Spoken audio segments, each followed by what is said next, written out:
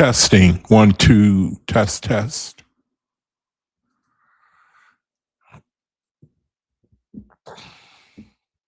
Testing. Testing. 1, 2, testing.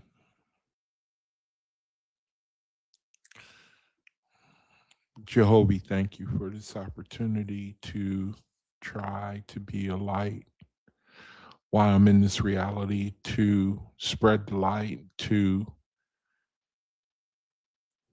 spread the knowledge of what you're doing in our reality, to prepare men for the kingdom to come on the earth. And I just thank you for the opportunity to do the best that I can to redeem the time while I'm on the earth. And I pray the same for my brethren. And I count myself fortunate to be able to have this opportunity to share with my brethren things that are good for not only a few, but for all men. And I thank you. I feel privileged. Joby, I thank you. I ask for ability to speak and to encourage brethren, speak clearly, and to share enlightenment on the things that I speak of. And for any other thing that I should pray about that I am not remembering right now, I pray that you grant that also, that we may all redeem the time while we have an opportunity. In your name I give thanks. So let it be. All right. And thank you, brethren, for joining me. My name is Yaquab Israel, and welcome to my channel for faithists, brethren who can believe in the OAHSPE Bible, the OAHSPE, new revelation given to us to prepare us, to help us to learn and to redeem the time. This is a channel for brethren who understand that we are here for a purpose, and we have a short time to do the best we can while we're in this reality. And we are brethren who, for some reason, we just believe in the Creator. I know the same is true for me. I don't know why. I can't explain a lot of the things that I believe, and I just do. Been that way for a long time. Just can't explain it. I think from a young age, I realized that the temporariness of all things from a young age, I believe from a young age, and it was kind of a bittersweet. It was kind of bittersweet because that's a little too young to size up the world, to realize that, to understand the temporariness of all things. People are different. There are people who they have different gifts. They're born into the world, and some people are. I mean, that's just, you can't explain it. You don't know why things are the way they are. Some people, they have gifts that really serve them well while they're in the world. Maybe they, is famous, make a lot of money, or just, the everything handed to them, or, born with the golden spoon and silver spoon in your mouth. And there's a great imbalance in the world. There's people who have not. And I know that the Creator is the only one who can. I know that ultimately everything works out perfectly. I know that there's no imbalance with the Creator, and that there's a reason why things are the way they are in this reality. I know in my soul that the Creator, He knows the reason why our reality is built the way it is, with all its imperfections and its divisions. And the Creator, He knows. I trust He does. And faithists are people who, they kind of are cursed with the ability to see way thousands of years into the future. And I mean, cursed in the sense that it's not people, it's hard for people to put off the how can I say it better? It's hard. We live in a reality. They call it a fast food society where you can get instant gratification. And there are people in the world who are faithists who they realize they have something in their soul that requires them to wait till the end of their life. And that's hard to share with people. A message where we have to be we just have to be patient. We just have to redeem the time the best we know how. It's not a popular message. The message of the faithist is not a popular message. It requires discipline. We need discipline because the Creator is revealing that we have to do battle with ourselves, with those vibrations that cause us to be angry, cause us to hold grudges, cause us to want to fight, cause us to want to be divided, cause us to want to be selfish, cause us to want to me first, cause us to want to react. And the Creator is saying that He's given us this uh, period of time to deal. We have to deal with that. We have to deal with that. And that is not easy. And on top of that, we have to deal with the issue of time, you know, longevity. The Creator, the way He examines a man's heart, the way He treats, legislates, trains a man's heart is he's not like the world. And I keep referring to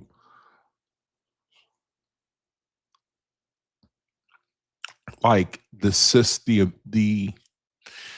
we elect people to lead us in this country.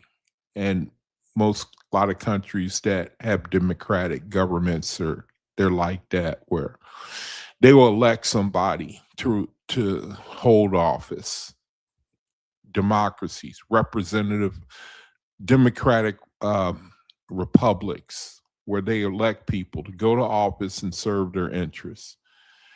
And for this country here, the Achilles heel is people's character.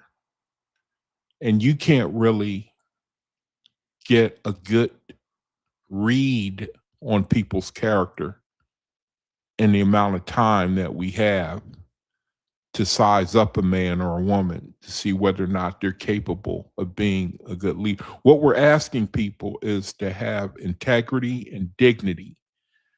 We're going to put you in this position. We're trusting that you have character and you have dignity and you have a sense of honor to be selfless and to do what is right. Well, we try to look at a person's track record and gain some type of insight into what type of person they are.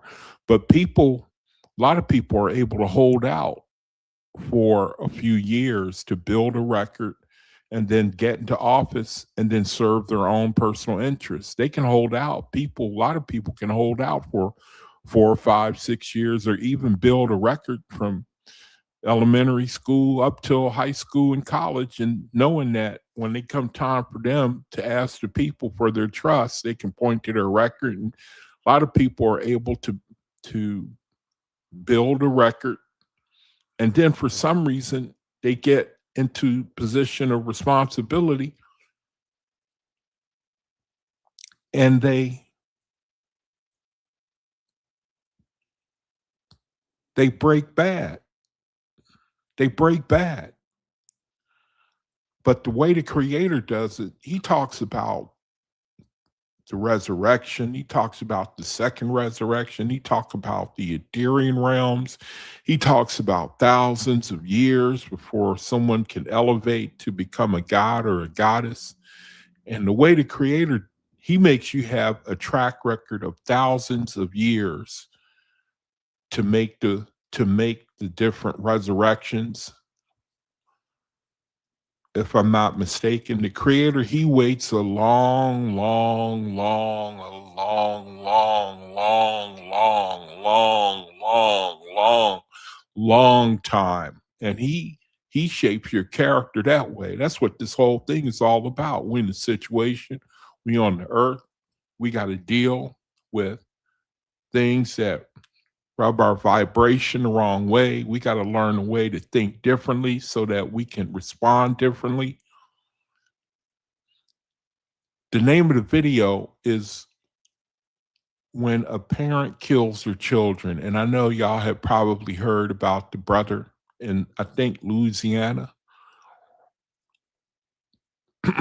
He killed his children. He killed 7 of his own and 1 of another. I don't know if that was his child as well, wounded the mother and another lady, if I'm not mistaken. And there's no, the sad thing is that the creator is the only one who tells you when people do things like that, what happens when they go into the spiritual. And I think that when people learn what happens when you go into the spiritual, then really the OAHSPE is the only hope. It's the only hope for mankind, man. Plain and simple. It's the only hope for mankind. I got on the screen here the website. If anybody is interested, you can go here for ministry and information. I'm going to get back to the subject matter in a second. I just want to do the announcements before I begin with the study. I'm going to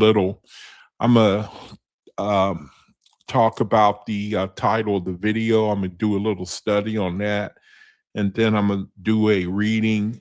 I'm going to pick up on Revelation chapter 11, I think, and chapter 12, according to the OAHSPE. And then if I have time after that, I'm going to read from Radiance Anthology. And that should take me to the end of the video. But if not, then we'll see.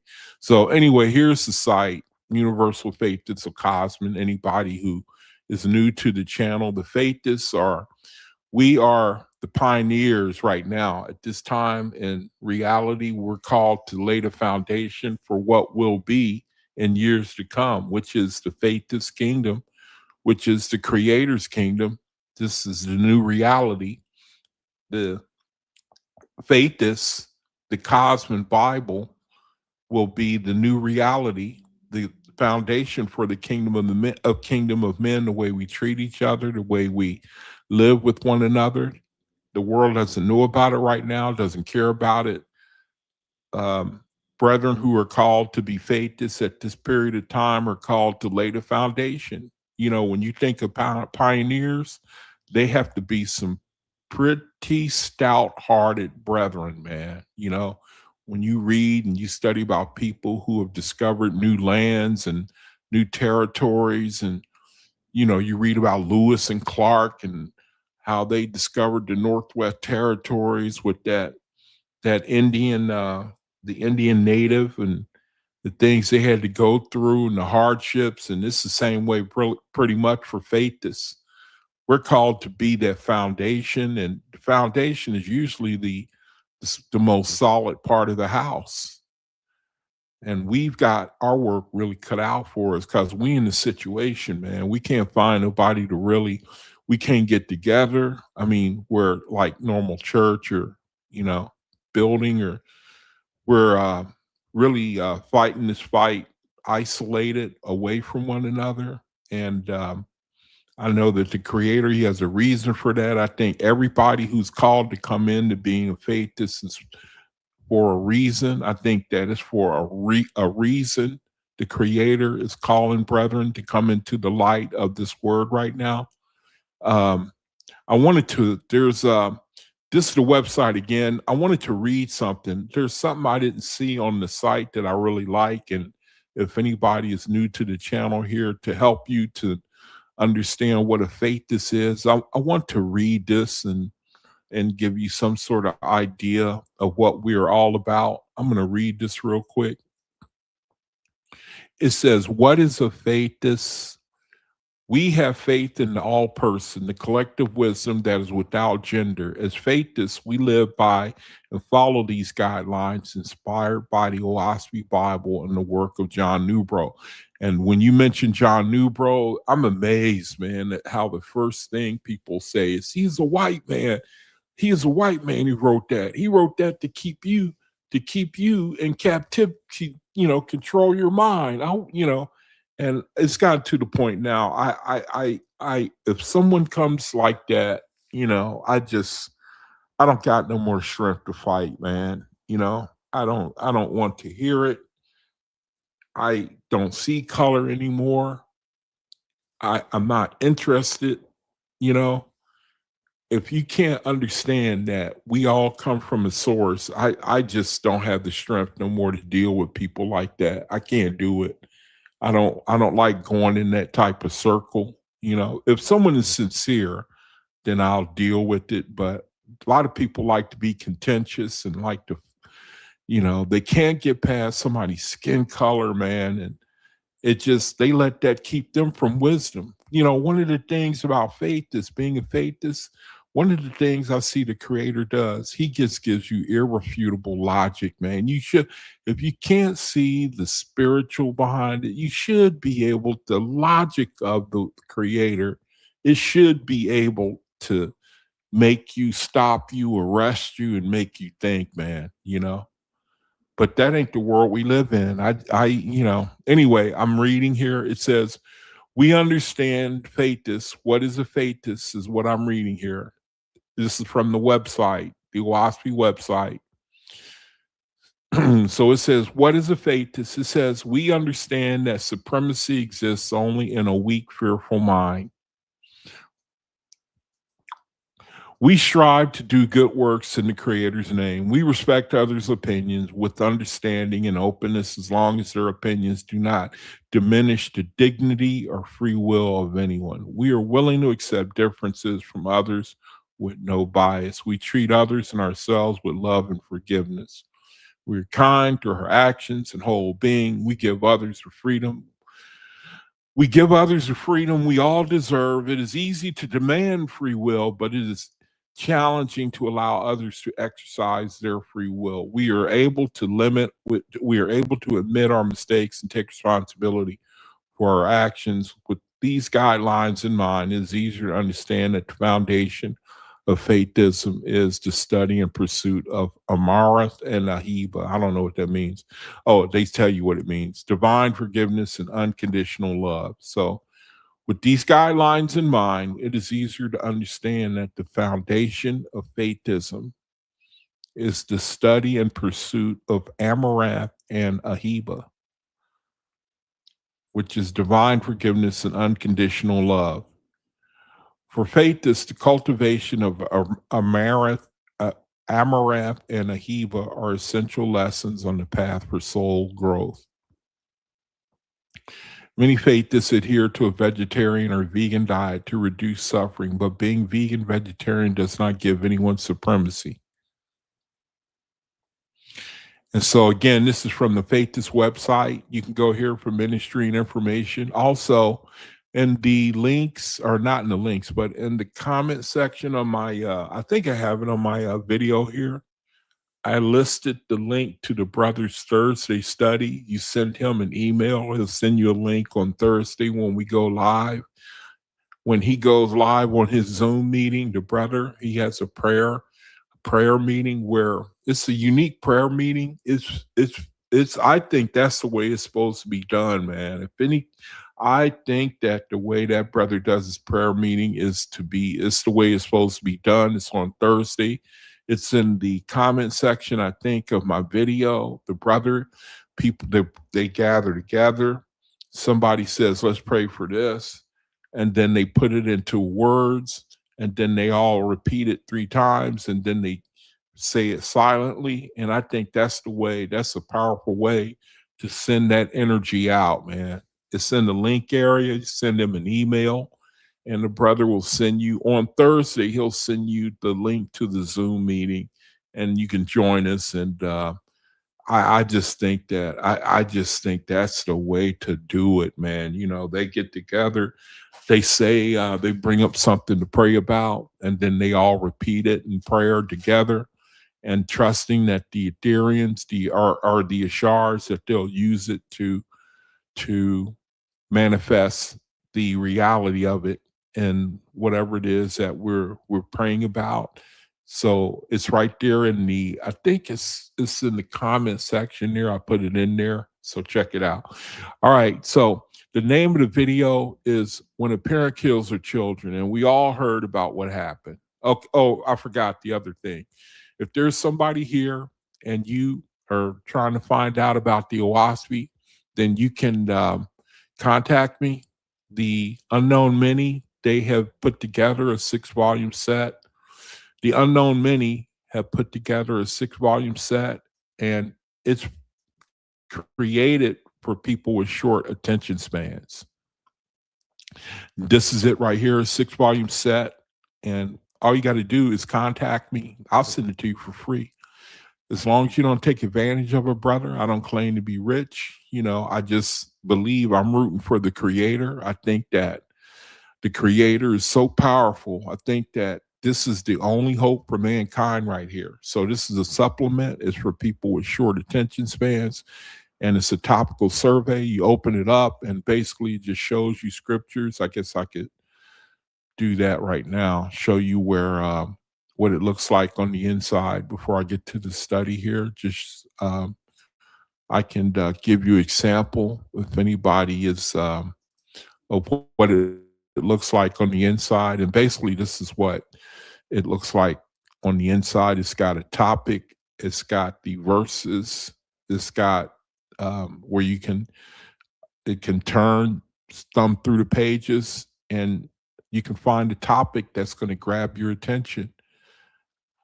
And then hopefully that'll be the thing that'll attract you to go further and read about the OAHSPE and go deeper. And it should resonate with you. If you're ready for the OAHSPE, it's going to if you're ready, if you got to a point, from what I seem to understand, you had to, it's the creator, it's a beautiful thing, man.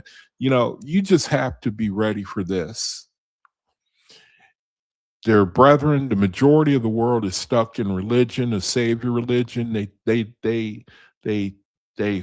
want somebody to do it for them. Jesus is Lord. Believe on the Lord Jesus, and thou shalt be saved.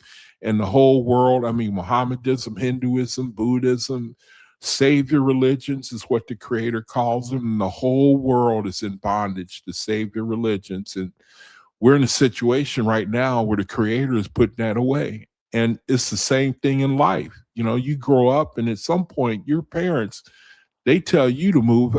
They don't tell you. You automatically know that you can't stay there forever and letting them support you.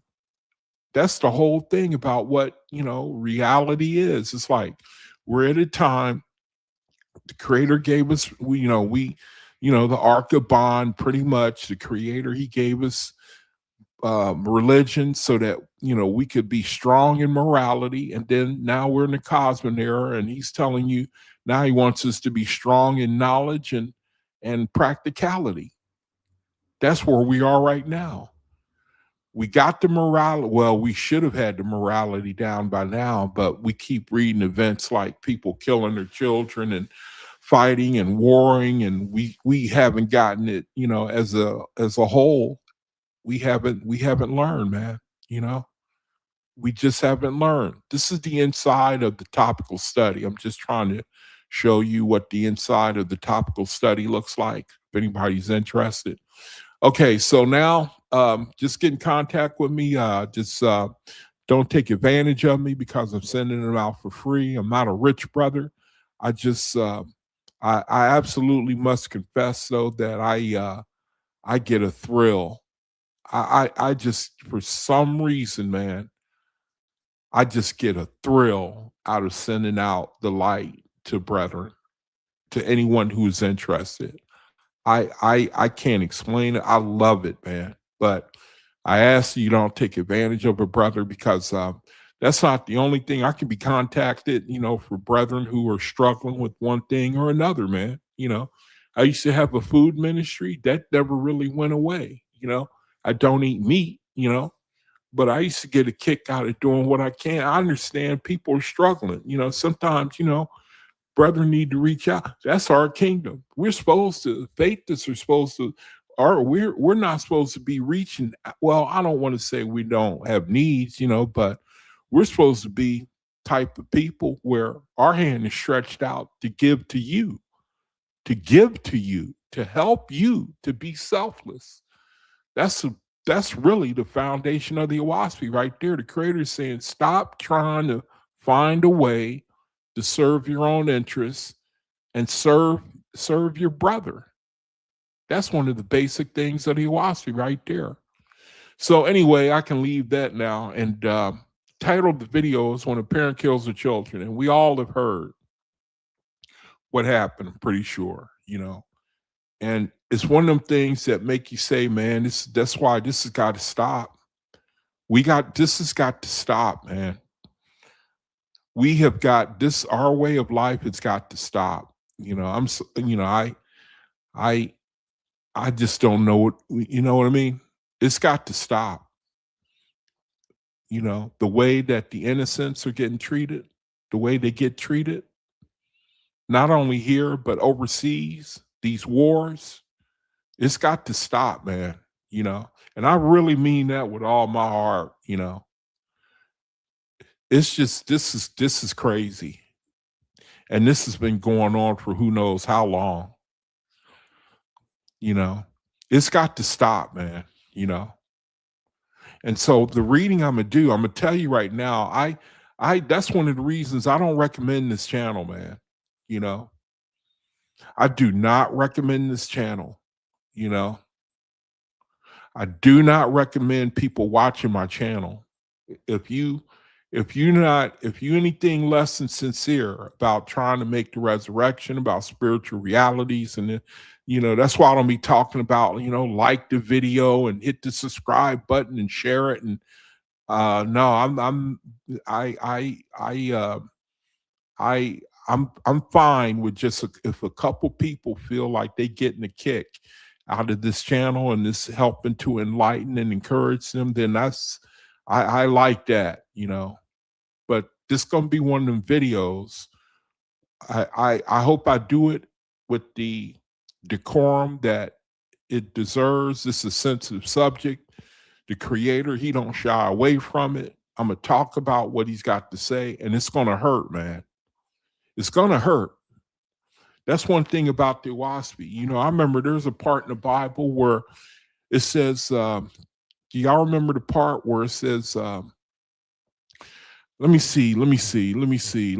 I would like to try to find it if you brethren if you'll allow me before I get to this. I'd like to find that where it says, a sword shall cut through thine own soul also, King James Version.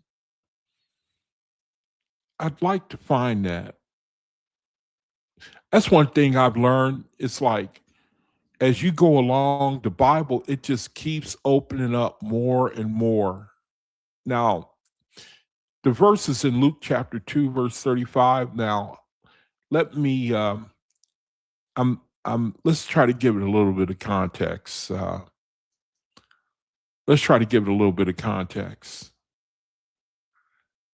I'm not going to get away from the subject matter. I'm going to get right to it. I'm just digressing for a second.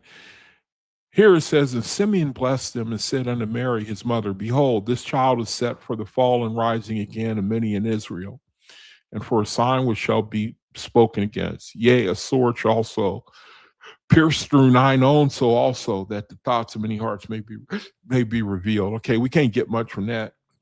The reason why I'm bringing this out is because the Bible's a double-edged sword. It's a double-edged sword. It ain't where anyone who's sharing it, the OAHSPE's the same way, in the sense that here I'm talking about, I get convicted too. I'm sitting up here doing these videos and trying to do my best to share the light. but I get cut too, you know. I'm a bro. I'm not, I don't want to give anybody the impression that I got it made, man. I got problems.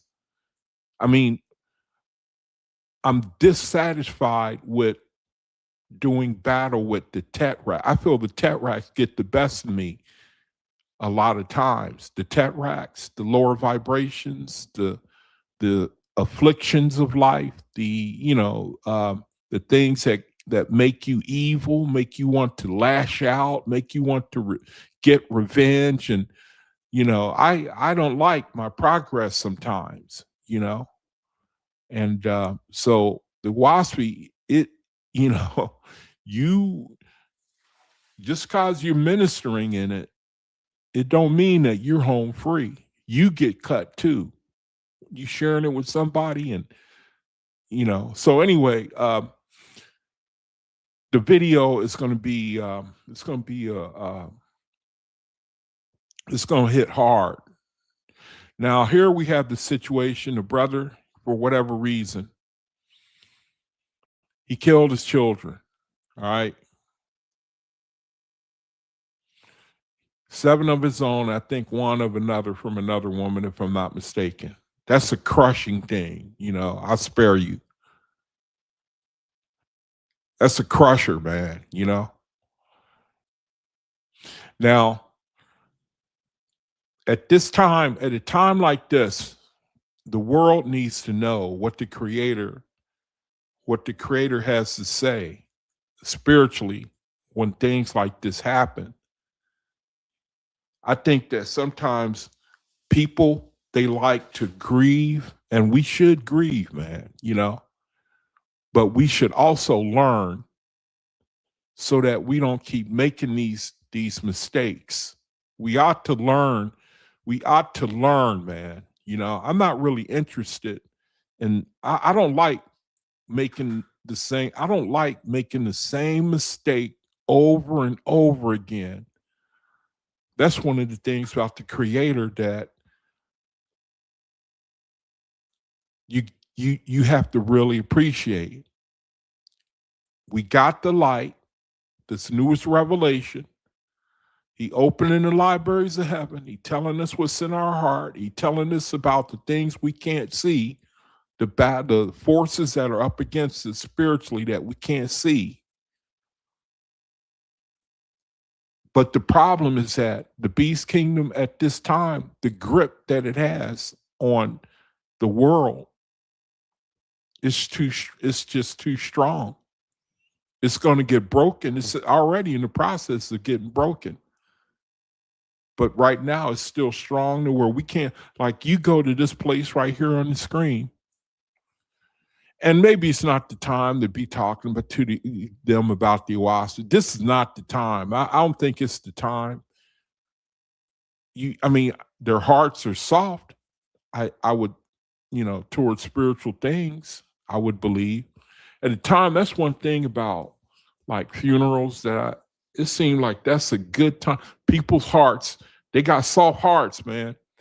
That's an open door for spiritual things. But it takes timing. You can't just, you know what I mean? At the time, you got to be, you have to be able to pick your spot when because this is a very emotional moment for these people. But it's probably the best time to be able to introduce them to some sort of light, because they really need understanding. Okay, now enough of that. I'm gonna go into the study. I'm gonna go into what the creator says about when parents kill their children, or when something similar to this type of stuff happens.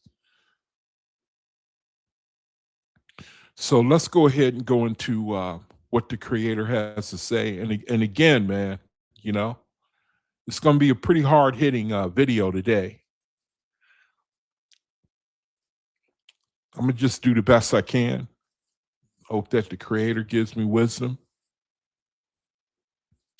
Now,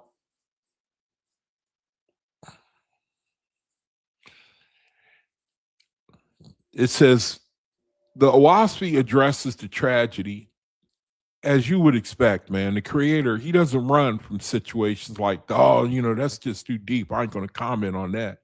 He tells us what's up. That's one thing. The creator, these situations in life, it says the OAHSPE addresses the tragedy of a parent murdering their child. It's one of the most severe tangles a soul can create for itself. In the OAHSPE view, the relationship between parent and child is a sacred spiritual bond. It's a cord of light that is intended to last for thousands of years. It says, according to the Book of Judgment and the Book of Sapphire, here is the spiritual aftermath to such an act.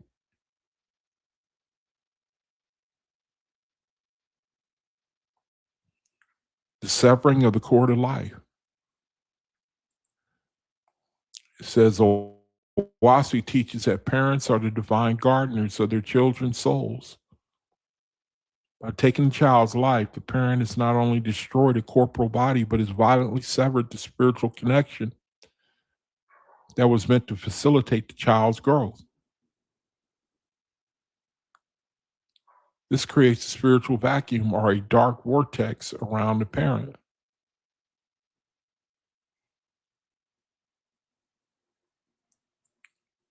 Immediate descent in the Hada, the lowest heavens.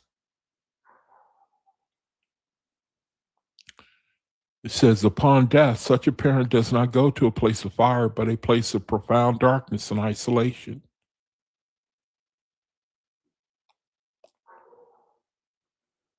They are often classified as drujas, low-level spirits of the lowest grade. It says, because they have acted against the most fundamental law of the Great Spirit, which is to nurture life. They lose their skin of light and appear to the spirit world as disfigured or shadowed beings.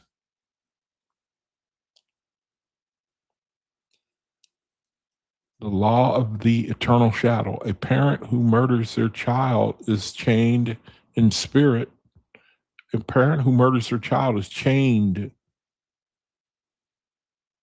to the spirit of that child in the atmosphere heavens. However, unlike a regular debt, this is described as an eternal shadow until the child themselves reaches a state of high ethereal light and chooses to forgive and lift the parent.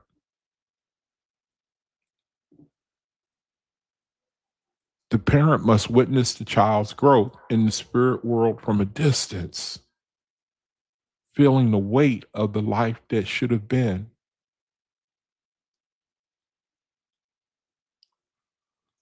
The labor of thousands of years. In the Book of Judgment, it is explained that such a soul cannot rise into the higher heavens until they have saved 10,000 souls to make up for the one they destroyed.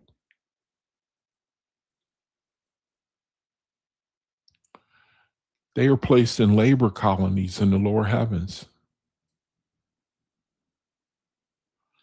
Their task is often to act as a guardian for other unripe spirits, orphans, or abandoned spirits in the atmospheric realms.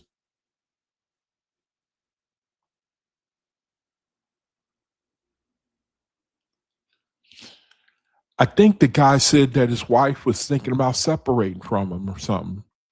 She was going to divorce him.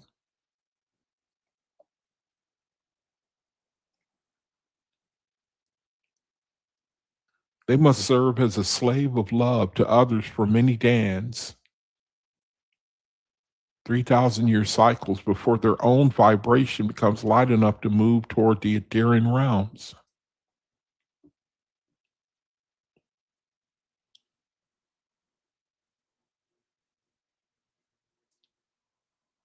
The concept of crazy spirits.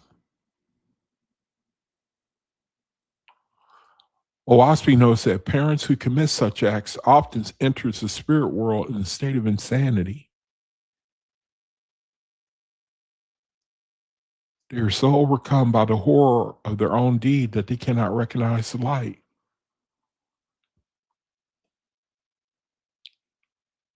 Special groups of angels called ASAS must bind these spirits in hospitals of the lower heaven,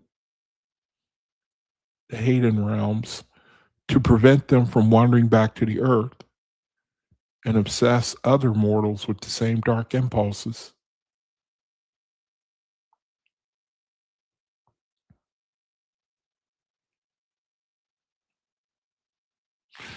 And when I do these studies, I like to ask for baby terms, make it as simple as possible. And so they do that by giving you some definitions. Imagine a parent was given a tiny, beautiful candle to protect and keep lit. Instead of protecting it, they blew it out on purpose. The dark room, the parent has to sit in a very dark room because they lost their own light when they blew out the candle. The long work, the Great Spirit says, since you blew out that candle, you must now find 10,000 other candles in the dark to help them stay lit.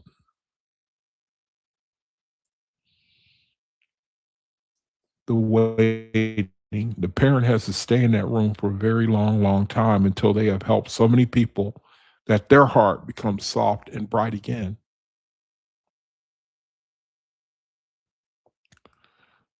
The OAHSPE message, there is always a path back to the light, but for a parent who destroys their own seed, the path is the longest and hardest in the universe because it requires the soul to completely build the love they threw away. There is always path back to the light, but for a parent who destroys their own seed, the path is the longest and hardest in the universe because it requires the soul to completely rebuild the love they threw away.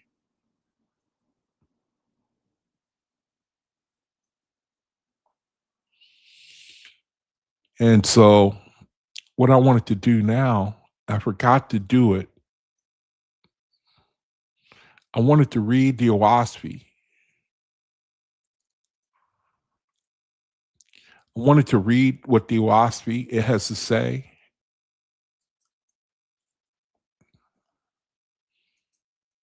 And it really hits hard, man. I know you brethren have read it. The name of the video is When a Parent Kills Her Children. And hopefully, man, knowledge is the best deterrent, man. You know, knowledge is the best deterrent. If this knowledge was in the world, that's why I believe it's the creator is sending it now. As this light spreads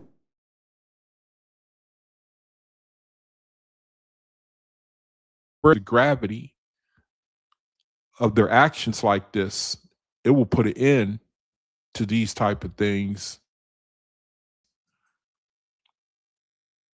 happening.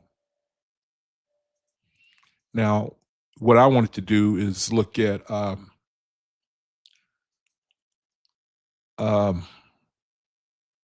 I wanted to read, I forget, I think, let me see.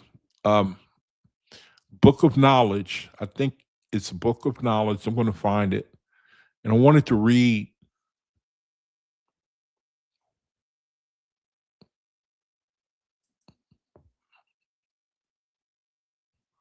from the OAHSPE itself.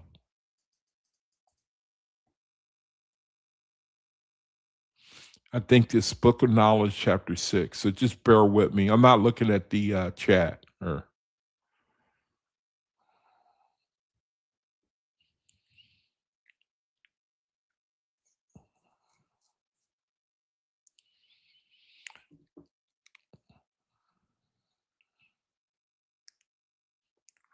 it's the only hope for mankind, man. It's the only hope for mankind. I think that when people realize the consequences of their actions, I think it makes a difference in how people deal with one another from then on.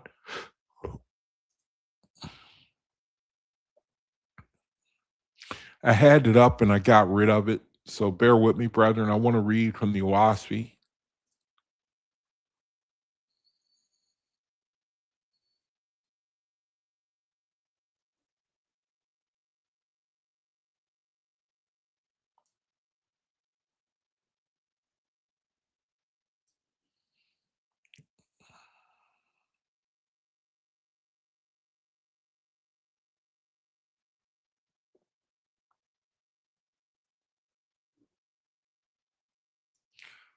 Yeah, this is it.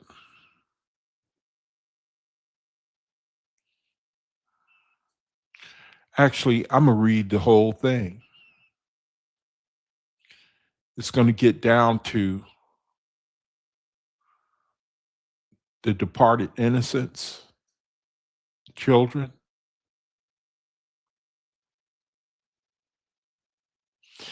Yep. I'm gonna read all the way down to here. I'm gonna read all the way down to here.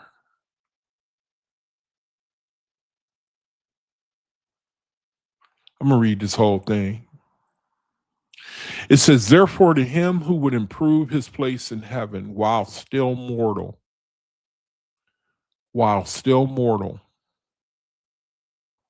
therefore, to him who would improve his place in heaven while still mortal,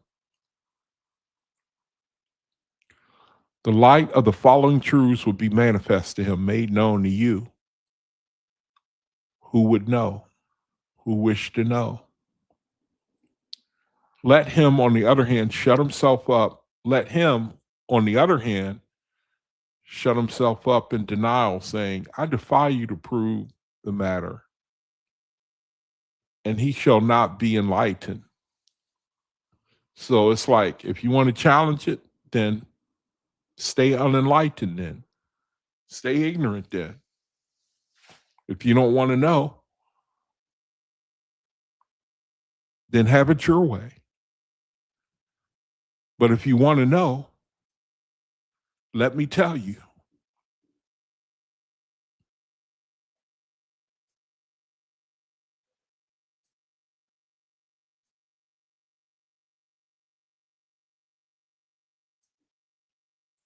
The footnote says, that is, understanding these matters requires the cultivation of a receptive spiritual nature.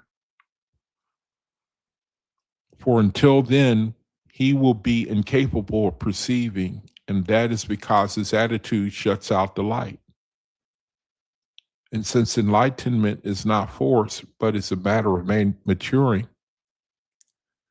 the angels of Jehovah surely would not force the matter.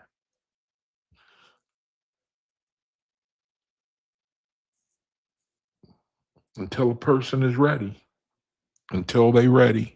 They have to be ready. You cannot force the OAHSPE on anyone. They just have a person has that's a lesson that's taken me the longest time to learn, man. They have to get to that point where they are ready for it, where they're ready to treat seriously when they're no longer on the earth. Where do they go? What is it like?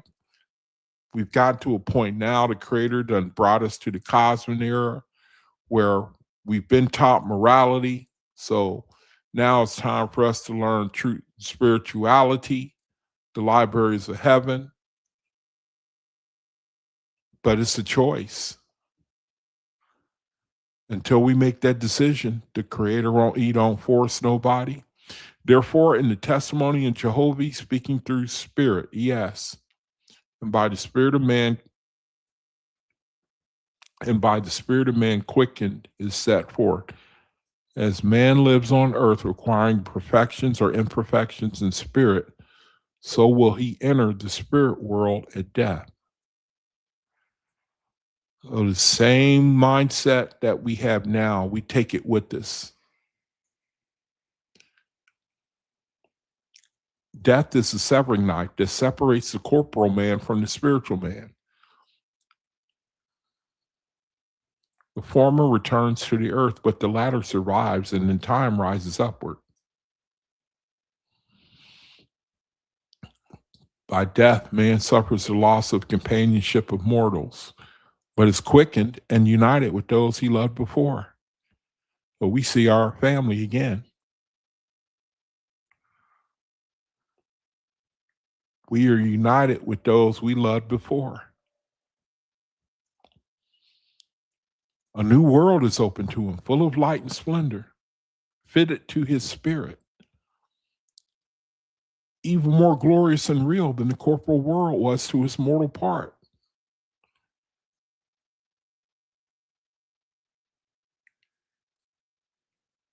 As a corporal man requires corporal food, clothes, and a habitable place to live, so does his spirit require similarly. and it is so provided within atmosphere, but spiritually. The first habitable place is in spirit. The first habitable place in spirit is on the earth and around near the earth and mostly within the same house where he dwelt in mortal form.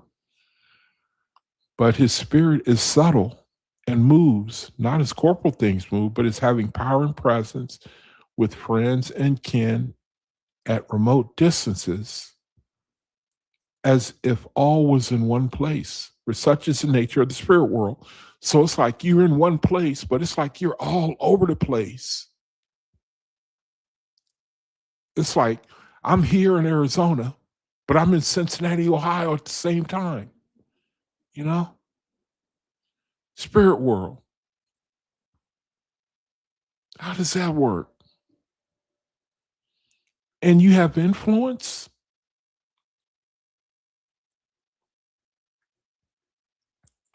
Spirit exists within corporea, and by this means, the dead are able to manifest to the living. However, to those living who have no consciousness of their own spirit, the spirits of the dead cannot manifest intelligently.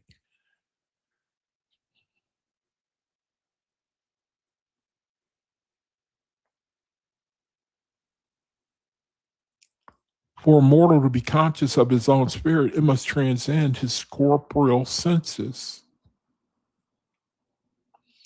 He who does not know of his own spirit is weak indeed. Such a man is born into the spirit world like a newborn child, knowing nothing.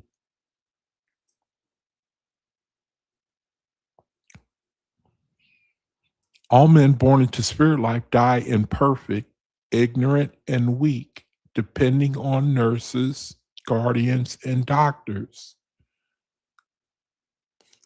Many of these dependents are slain in war or in desperate madness and are born into spirit life and chaos.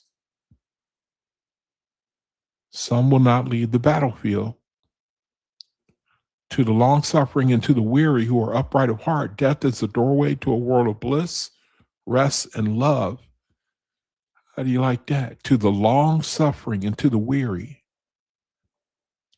who are upright of heart, death is a doorway to a world of bliss, rest, and love. The footnote says, throughout the ages, the cynics, meaning the materialists and some idolaters, have decried the pie in the sky philosophy as fiction created to placate the masses. Pie in the sky, meaning if you can't have your pie, meaning reap your reward here on corporate, you can have it later in heaven, which is based on the notion that no good act goes unrewarded.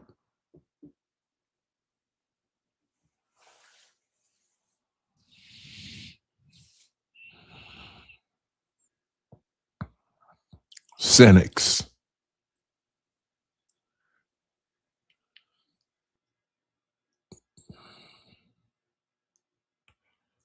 To the captain and general who were slayers of men,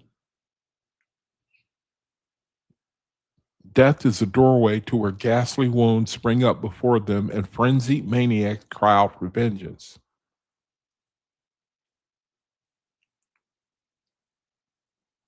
And the slayers of men run away but cannot escape. They cry out but are mocked at. The wailing of the widows and orphans is an increasing horror to them, and their nose is suffocated and their eyes appalled with the constant presence of gaping bloody wounds. And it seems like in this reality, people are jaded. I think they make movies all the time showing you this. I think it's one of the great deceptions of false gods. They, when you show people something all the time, I think it dulls their senses. You know what I mean? You so used to something that it don't have no more shock value. It should have shock value to get you to consider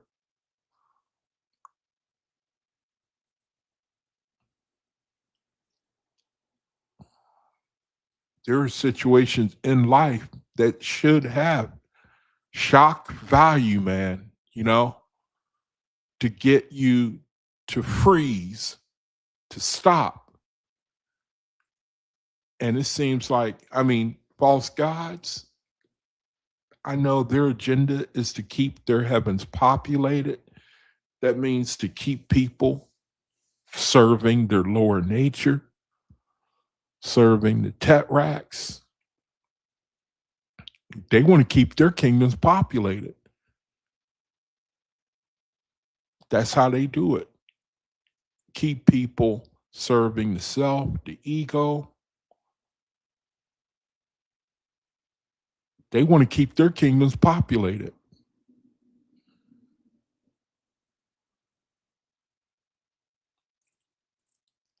The leader of men enters the spirit world to meet an army of misled confidants.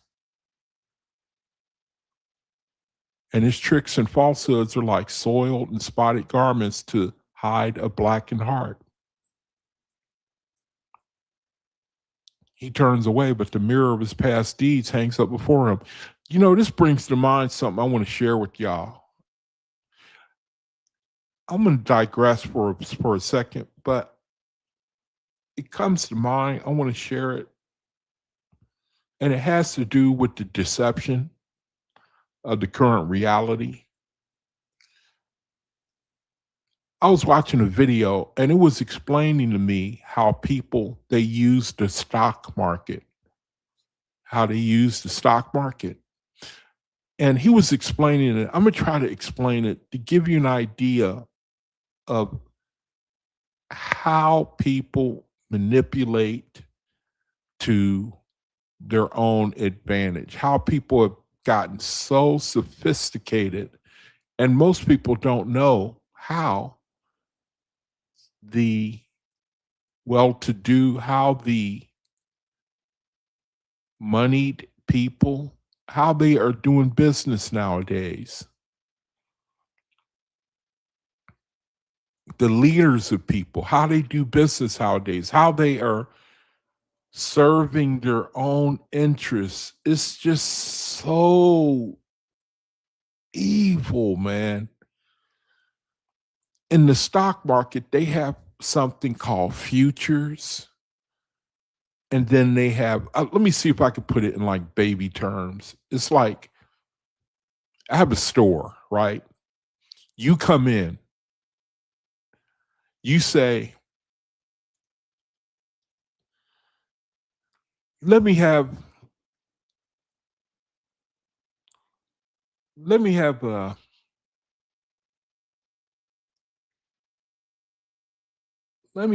a can of strawberries.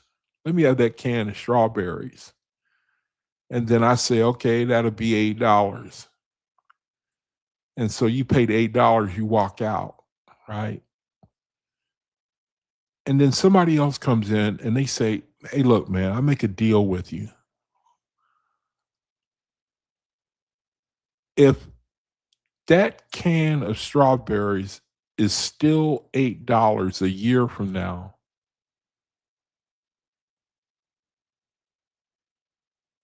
I'll buy so many cans,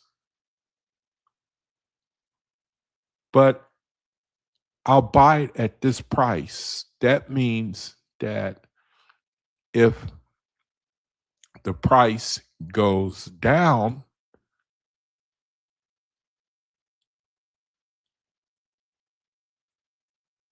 then I will owe you money. But if the price goes up, I'm still going to be able to buy at the price it is today. Now, I hope that makes sense. That's what's going on right now in this society, in this nation, especially, where people, bankers, because of the situation going on with the oil, how they manipulate the market to make as much money as they can right now. In other words, what they're doing, they are taking advantage of, they're making deals saying, we'll buy the oil at this price, but if it goes up in the future, then we will still, it won't affect us, and they'll be able to sell at a profit. I hope you can understand what I'm trying to. There are a lot of schemes like that in our reality. And as long, I don't, you probably don't keep up with what's going on geopolitically like I do, but the president is even in on it, in the sense that the more he threatens, okay, we're going to go to war, we're going to go to war, we're going to restart the war. And then when it comes time to restart the war, he doesn't do it. And what he's doing, and what people don't know, is he gives the markets time to make these type of deals where they say, okay, we're going to buy the oil at this price, at this price, at this price. And then nothing happens, but they locked in the price so that now when the price goes up, they make a profit because they can sell it at the price of the oil. I hope I'm making sense. It's a scheme. I'm sorry, I don't want to confuse anybody, but it mentions here in the verse, the leader of men, he enters the spirit world to meet an army of misled concubines, and his tricks and falsehoods are like soiled and spotted garments to hide a blackened heart. He turns away, but the mirror of his past deeds hangs up before him. In other words, people don't consider their latter end, just like it says in the Bible. And so they think that now, the time period that we in, you got to get it while you can. That's the philosophy of the world we live in. There is no consideration. There is no consideration of the consequences of our actions spiritually. That's the scary thing of the situation we in right now. There's no consideration for our actions. And it's been that way for a long time. It says the rich man enters the spirit world at the door of his bank. The rich man, he enters the spirit world at the door of his bank. I'm sure you brethren have read this a lot of times. The rich man, he enters the spirit world at the door of his bank. In the bank, he lingers all day. Talking about people who have died. These are different people in different situations, man, that have gone on. This is the Creator opening the libraries of heaven, letting you know so that people can consider the consequences of their actions. It says the rich man, he enters the spirit world at the door of his bank. In the bank, he lingers all day. At night, he wanders up and down. He meets another rich man. They shake hands, but do not speak. Then he goes forth. In the morning, he's at the door of his bank again. And all day, he loiters about. He worries at the banner of the clerks. He fears his widow will come to want, or that his bank will soon run low. He sees the glory of the spirit world, but he cannot enter it. How do you like that? The Creator is showing you a picture.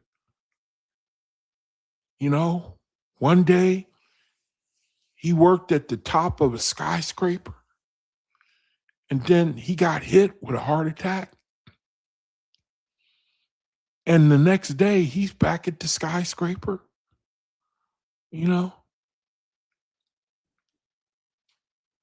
He's in the same state of mind.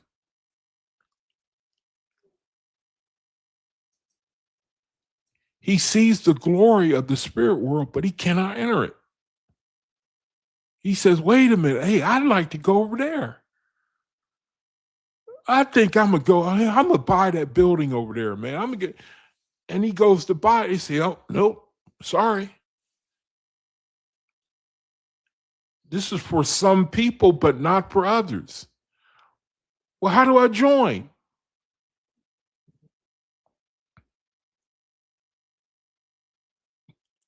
If you didn't join us 30, 40, 50, 60 years ago, you can't join us now. You have to start now, and then ultimately you will be able to join. I'm paraphrasing.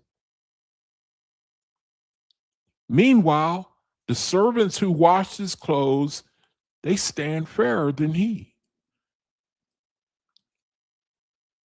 Yes, he is abashed by the whiteness of their raiment and the light of their souls. So he turns and hides in his bank again. So his servants who cleaned the office, they emptied the trash. Now they are comforted and he is tormented because of his situation that he cannot escape from.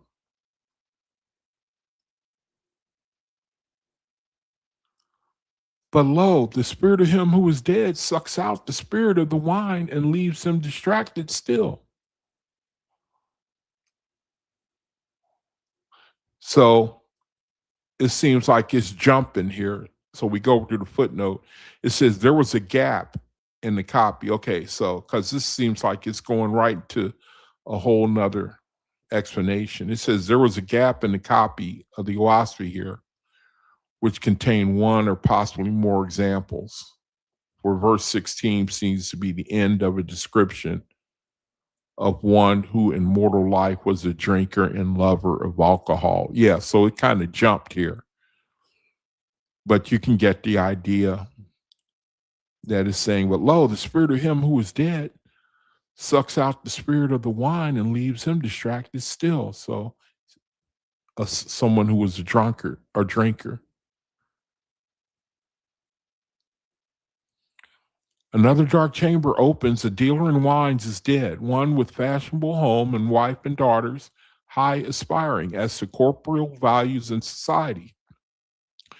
Confronted in his stores with the spirit of those who died from his temptations, bleary-eyed and boisterous, they come to welcome the newly dead. And with atmospherian potions sucked out of his plenteous barrels, atmospherian portions sucked out of his plenteous barrels, the spirits out of the products that he sold, they greet him with rich applause. Hey, how you doing? Good to see you, man. Yeah, we used to get wine from you all the time. Yeah, hey, now you're here with us. All right. Hey, how you doing? All right. Then he flies to his wife and daughters. He flies to his wife and daughters in his mansion, richly furnished. But lo, the drunken sots, foul-smelling spirits fill his habitation. They come over to his house. With terrible anger, helpless, he watches the spirits of pollution fondling his daughter's person and his widow, a fountain of for their revelry. Clown, his wife. It says, yet the depth is not full, meaning there's more. In a stately mansion, a woman of high caste, and this gets more to our study. It says, and yet the depth is not full. In a stately mansion, a woman of high caste, high society, celebrity is dead. And it was said she was blessed because in not having borne children, ease and glory were at her command. And now, with curious myrrh and some envy, the spirits of other women who were social outcasts come to observe the newborn spirit of the leader of fashion. Now she's in the spirit world. She died. Now she's in the spirit world. The other women's spirits who were outcasts, they come and they look at her. It says, and as they turn to look, nurses come with children born from her body and her spirit. The abortion. By abortion, cast into heaven. Even in Jovi's face, accursed. A curtain of black death that will not go away chokes her. And no matter where she turns, to the left, the right, up and down, there is nothing but the wail of sweet babes. Mother, why did you murder me? Was I not Jovi's gift? The woman of fashion hides, but is not hidden. Even the soiled outcasts are white beside her. Like a woman that is crushed but cannot die, she squirms and writhes in the kingdom she built with her own hands. In the kingdom she built with her own hands.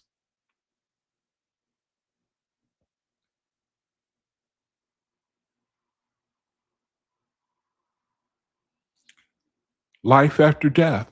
This is life after death for people in the particular situations that they're in.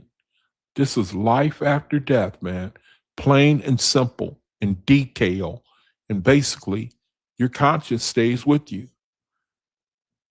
If you can receive the light now, you're going to receive it, then you're going to walk in it then. If not, then your time is not yet. But you will, but now it takes longer to make the resurrection.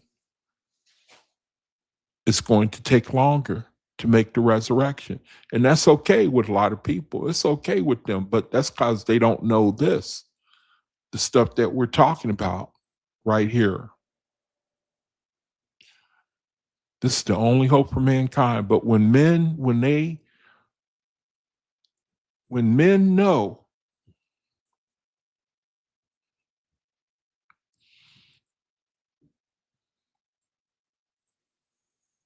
then they change. They change then.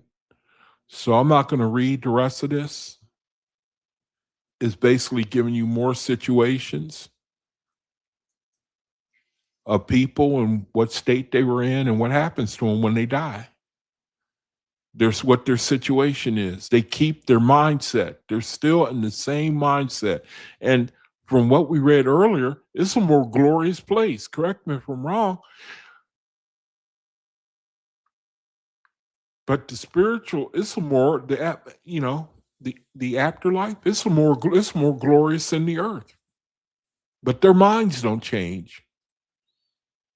You would think that someone would see that they passed on and that their minds would change. Your mind don't change. It's an incredible thing. So anyway, I'm not going to read these. I want to end it right there. That's one thing about the OAHSPE, man. The Bible, it can't talk about these things.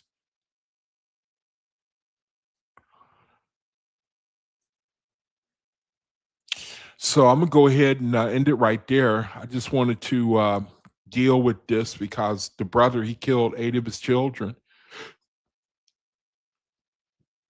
He killed his children, man, and he's not the only one. And what happens when people do things like this? So we're sitting here, we're reading this, and there are people, they're still paying for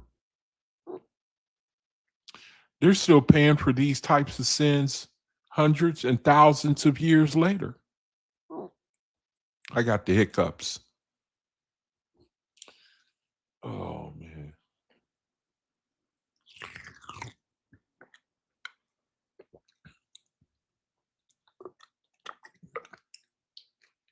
Hundreds and thousands of years later. And they have to serve thousands of spirits more than what they may have been responsible for on earth. They have to serve thousands of spirit. They have to serve thousands, hundreds, thousands more spirits before they themselves can make the resurrection. The resurrection ain't really important to the earth. The resurrection is not important to the earth. And that's a terrible shame, man. That's a terrible shame. The resurrection is not important to the earth. That's a terrible, terrible shame, man. So anyway, I'm gonna go and now I'm going to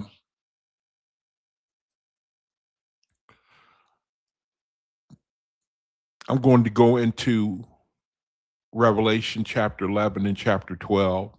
I'm going to go into Revelation chapter 11 and chapter 12. According to the OAHSPE, Revelation chapter 11, Revelation chapter 12. And you just got to love it, man. You just got to love it. You just got to love it, man, because the OAHSPE, it simply fills in. The OAHSPE, it simply fills in where the Bible, it fills in where the Bible leaves off. It fills in where the Bible leaves off, man. The Creator let us have the Bible. It taught us morality. It should have. We're a lot better off having received religion. And even though it's came under false God influence, we're still better off for it because it taught us that this reality is not the only, it taught us that there's an afterlife. The Creator, He allowed it. It taught us morality, some sense of morality. It taught us some sense of morality. Creator is saying, all right, now that you know that you ought to try to treat your brother, your sister with dignity and with respect and with love and with honor, you should know that by now. I shouldn't have to tell you. It should be in your spirit to treat each other right. That's why I gave you the Bible. That's why I gave you Hinduism, Buddhism, Mohammedism, each in their own way are saying the same thing, dignity, respect, love for one another. All right, now I'm going to show you spirituality. In other words, I'm going to take you deeper. And we shouldn't really have, it should resonate. These things, the problem, I think, for us as faithists, we see these things too easily, man. And it just knocks us for a loop that you could talk to these things to people about. It should make sense that we don't need to have an intermediary. We can just go straight to the Creator. It should. How does it sound if a child, man, I got to close these windows. It's 87 degrees, man, here in Arizona. And it's 87 degrees, man. And I'm starting to feel a little chilly. How do you like that? And a lot of times I turn the heater on. 87, 90 degrees outside. I got a heater going on inside my apartment. A heater. But if I went outside, then it's all good. But inside here, I think the way they built these complexes is meant to make it cooler than it is outside. Let me close this window. Hold on.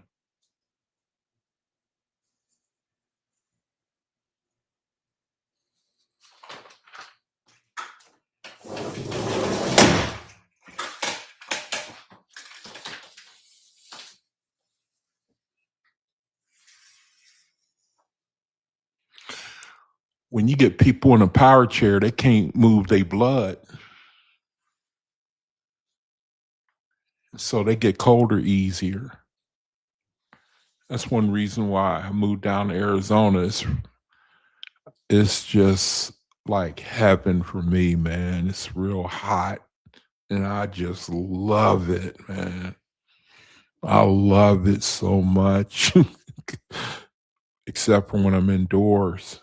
Man, it's amazing. But anyway, Revelation chapter 11 and 12, according to the OAHSPE now. Revelation chapter 11 and 12. Pull this strap up.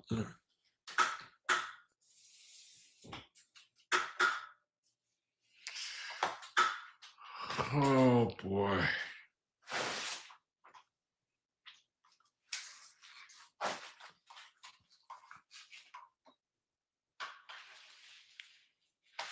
Oh, boy.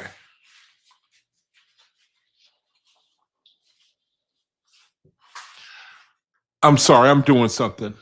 Just bear with me, brethren. I got to do something.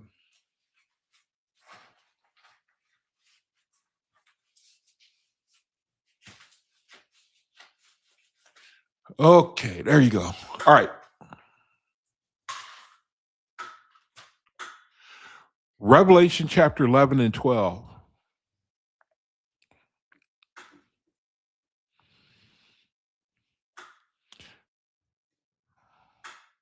The OAHSPE Bible is a channel work first published in, okay, so that's the introduction. You always get that when you're doing these studies. I think you're going to love this. So, man, the Creator has given us a Bible. The Creator fills in where the Bible leaves off.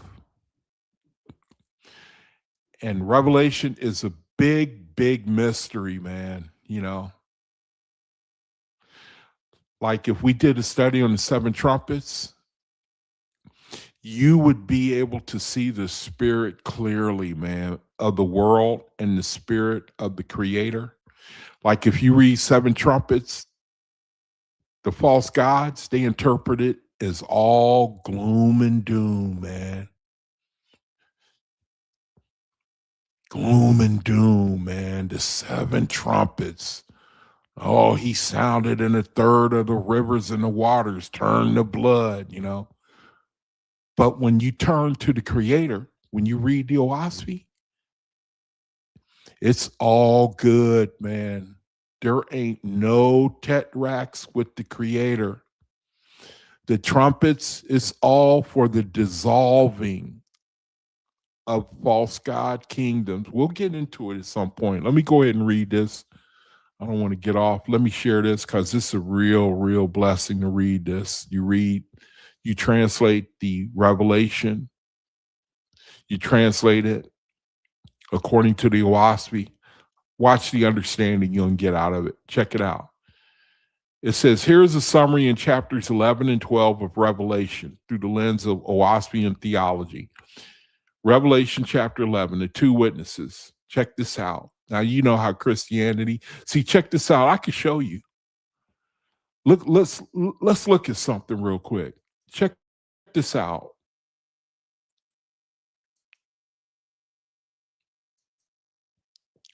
Who does Christianity say the two witnesses are of Revelation?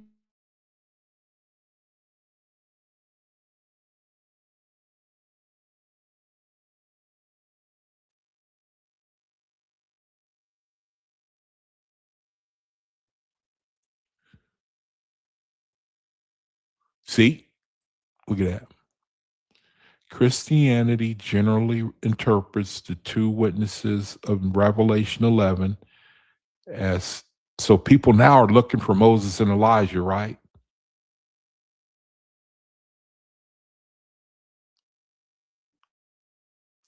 They're looking for the two witnesses, right?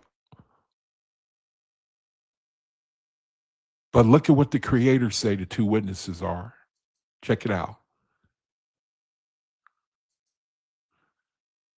The creator says the two witnesses, it says in OAHSPE, the two witnesses are interpreted as the spirit of truth and the spirit of light. Ain't that something? That should make sense, shouldn't it? That should make sense, man. Even if you're not spiritual, That should make sense. The two witnesses, spirit of truth and the spirit of light. You know what I mean? Or more specifically, the voices of the earth and the heavens that testify to the Father, Jehovah. And so what I've done here is I should have Revelation chapter 11 up because it gives you the interpretation of certain verses. It gives you the interpretation of certain verses. It doesn't go into Revelation chapter 12 or Revelation chapter 11. So what I should do is show you Revelation chapter 11. I should show it to you. And then when we get to the certain verses, we can translate them. Okay, now here we got Revelation 11.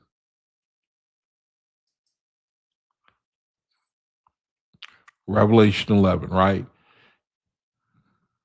And there was given me a reed like unto a rod, and the angel stood, saying, Rise and measure the temple of God, and the altar, and them that worship therein. But the court which is without the temple leave out, and measure it not, for it is given unto the Gentiles, and the holy city shall they tread underfoot 42 months. And I will give power unto my two witnesses, and they shall prophesy 1,260 days, clothed in sackcloth. All right, so that's Revelation chapter 11. Now let's look at what the Creator, what the OAHSPE, how he translates it. Okay, the measuring of the temple. The measuring of the temple. This represents the assessment of spiritual progress of humanity. The measuring of the temple. In OAHSPE, the temple is the human soul and the organized religions that were supposed to house the truth but became outer courts, profane or corrupted.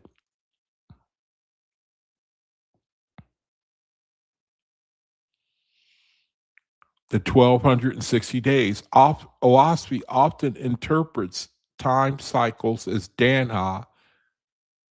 It should be Danha, not Dan Hap. Danha periods.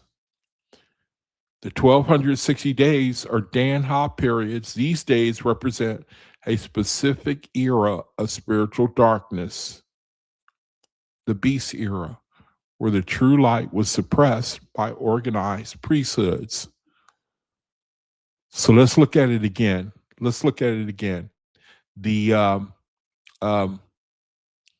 let me see. Oh shoot, man, I messed up. What? Oh, okay. The two witnesses, they show no, that's not what I wanted. And there was given to me, no, that's not what I wanted. I wanted the 1260 days. So it got ahead of me then. Let me go back. It got ahead of me. The 1260 days, OAHSPE often interprets the 1260 days as Danha periods. And that should make sense. That should make sense. That is talking about the 1260 days, a Danha period. Until now, people haven't really understood, been able to make sense. There's all kind of theories about the 1260 days in Revelation chapter 11. The 1260 days, I think they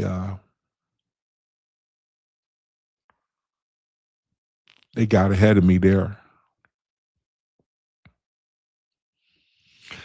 Okay, so let me go back to the OAHSPE and pick up. Let me pick up. The 1260 days, The 1260 days often interpret cycles as a Danha period. These days represent a specific era of spiritual darkness,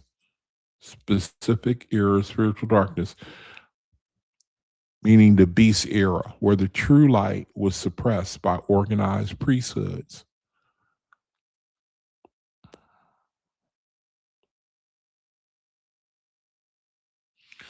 The death and resurrection of the witnesses. The two witnesses, Revelation 11, the two witnesses.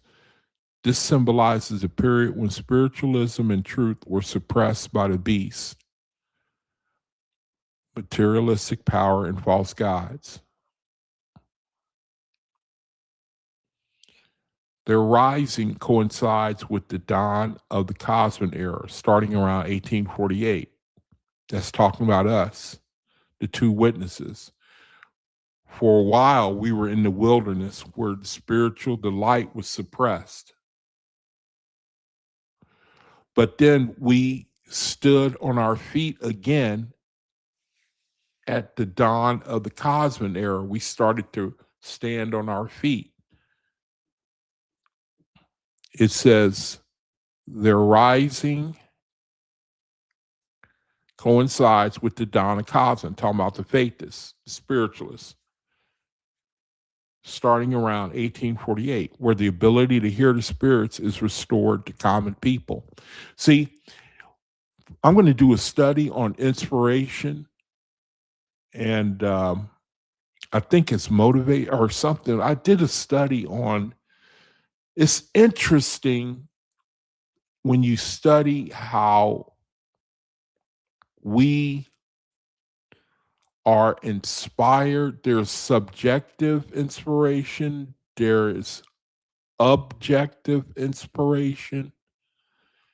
And we're at a time right now where we can receive subjective inspiration, meaning our Ashar's direct revelation, light from the Creator. So the two witnesses, it talks about their rising, they stand on their feet. Let me go back to that. In Revelation 11, it says, I will give power to my two witnesses. I will give power to my two witnesses. And they shall prophesy 1,260 days clothed in sackcloth. These are the two olive trees and two candlesticks standing before the God of the earth. And if any man will hurt them, fire proceeded out their mouth and devoured their enemies. And if any man will hurt them, he must in this manner be killed.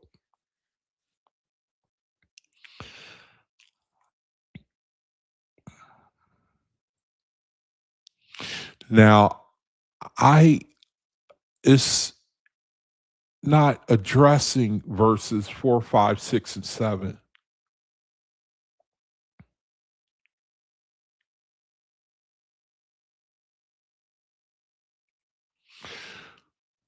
And so I can do that right. Well, let me go down to verse 11 and just pick up with verse 11. I'm going to deal with these later, verses 4, 5, 6, 7, and 8, because I want to get to verse 11 for a second. And it says, because this is talking about the Cosmic era right here.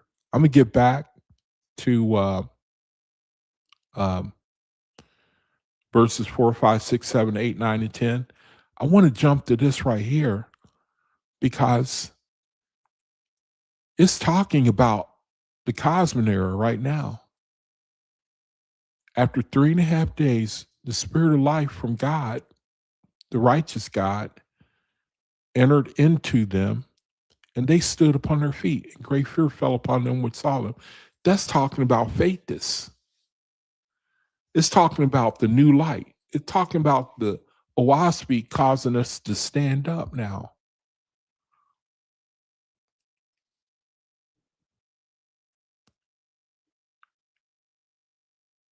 And they heard a great voice from heaven saying unto them, come up hither.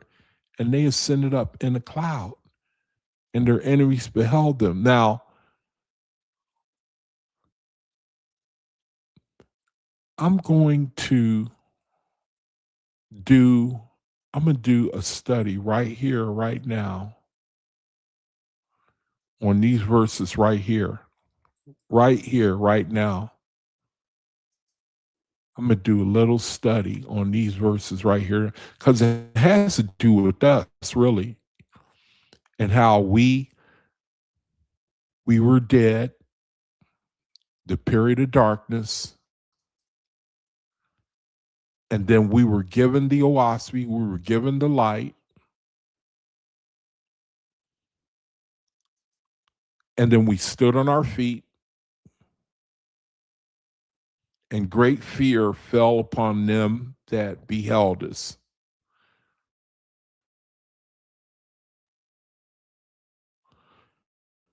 If you talk to anybody who, my screen is messing up here.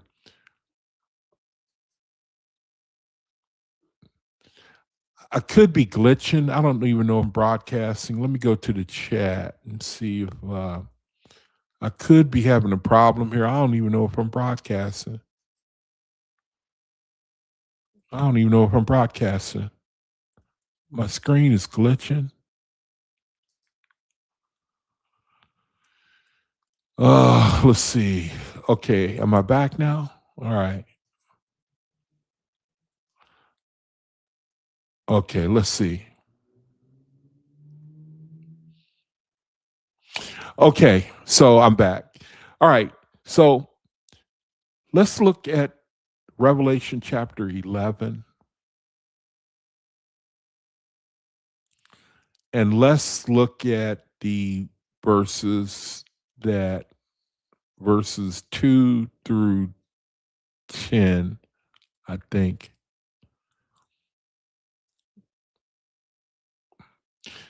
Now, hold tight. I'm going to take this. I want to put it in a format to where we'll be able to all read it. Let me put it in a format to where we can all read it very clearly. Let's read this very clearly so we can get a blessing out of this. Okay. Now, let me put this on the screen because we're going to read Revelation verses 4 through 11. We're going to read the breakdown of it. Let's read the breakdown of it. Because you got to love the way the Creator withheld it from the world, man. And then when it came time for the OAHSPE, he was going to fill in the blanks. That's basically all we're doing all we're reading right now. The Creator, he's filling in the blanks. Now, here we got Revelation chapter 11, right? These are the verses that I didn't get to that they're now. These are the verses that from verses 4 to 11, the Creator's going to break them down. In OAHSPE, the 2 olive trees and the 2 candlesticks represent the dual nature of the faith's testimony. The first witness, the inner voice, Jehovah speaking directly to the soul. The second witness, the good works, the actual life of peace and non-resistance. See, now check this out. If I said the two, now check this out. If I went to the internet, look what Christianity say the 2 witnesses are. I don't want to get discombobulated here, but see, this is what's real interesting. The way the Creator, he hides it. He hid this knowledge until now. See, look what, I mean, I don't even know if I really have to show you. You know that they have a different understanding of the 2 witnesses and the 2 candlesticks. And you can find out for yourself, man. I really don't even have to show you, do I? Let's just see what the Creator says. He says, okay, now it says they were standing before the God of the earth. Check this out. This refers to the legitimate God of earth, a high raised angel appointed by Jehovah, who oversees the spiritual progress of humanity. It said that they fire issued from their mouths, right? Verses 5 and 6. The fire of truth. And boy, is that the truth, man. Man, I'm telling I'm telling you, I'm sorry, man. I got to say this again. I have got to say this again, man. I'm sorry. Let me see. I came into the OAHSPE about a year ago, I think. Was it about a year ago? Yeah. Or earlier. I don't know. And I saw that debate that the brethren did with whoever, I forget, and the Israelites. And I never in my life thought that anyone could crush the Israelites like what I saw. The brothers sharing the OAHSPE with the Israelites. And fire issued from their mouth. And it burnt up the Israelites. I mean, it was embarrassing. That's why I'm bringing this, the fire of truth. When faithists speak the pure truth of Jehovah, it burns the illusions of false gods. That is the truth. I'm telling you, you brethren know that's why we have to be careful. It will burn the illusions. I mean, I just don't know how to explain it, man. You know, I've seen it with my own eyes. I've witnessed it. When faithists speak the pure truth of Jehovah, it burns the illusions of the false gods. To a person living in the rot of selfishness, the truth feels like a painful fire because it exposes their internal darkness. Ain't that the truth? That's the truth, ain't it? When you tell a person, when you, I, I felt that when the Creator tells you that up till now you just been served, you just about serving yourself. You're greedy. You operate in your own self-interest, and then He start telling you to stop doing that. It burns, man. You know, it's uncomfortable. Shutting of heaven, the two witnesses, remember it talked about how they have power to shut heaven? It says this refers to the Vortexian currents.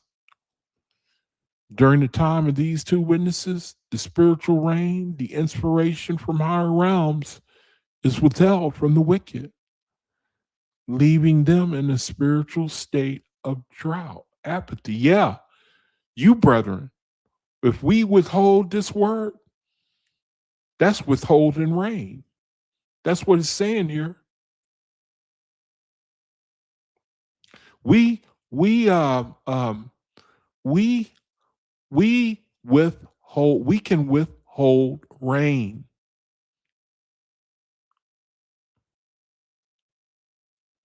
Withhold rain, leaving them in a state of spiritual drought or apathy.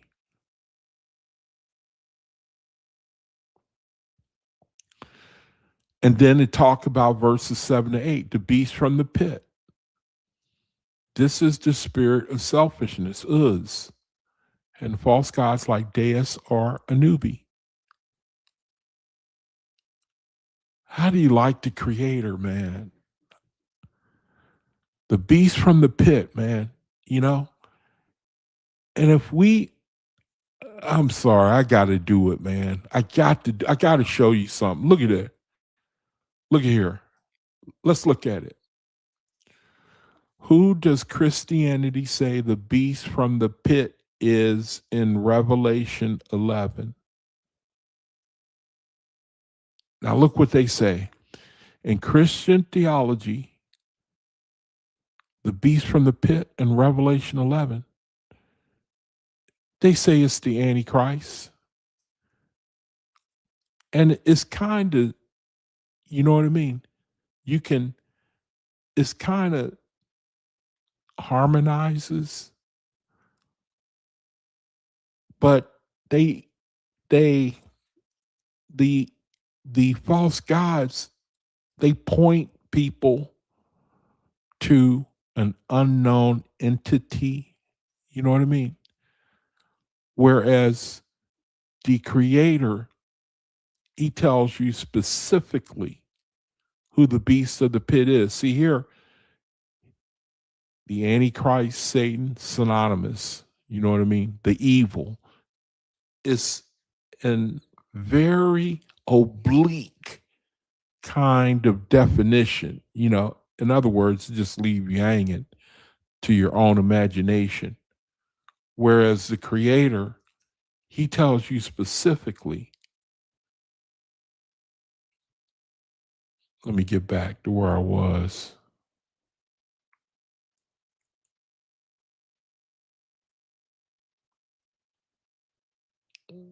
Um, the beast from the pit, he tells you, see, he tells you specifically.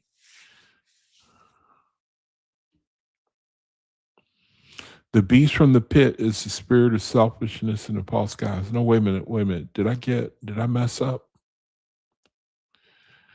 No. The beast from the pit is the spirit of selfishness and the false gods like Deus or Anubi. Christianity says that's Satan. The beast from the pit is Satan, the Antichrist, something that you look forward to in the future. Everybody's looking ahead to the Antichrist, waiting for something. The creator's saying they've always been here. Not always, but they are historical figures. They're not prophetical. They've been here. The spirit of selfishness, the beast from the pit, man, is the spirit of selfishness. That's the beast from the pit. And the false gods, like Deus or Anubi. It says the war. Let's go back and let's look at the verse itself. We're in verses 7 and 8.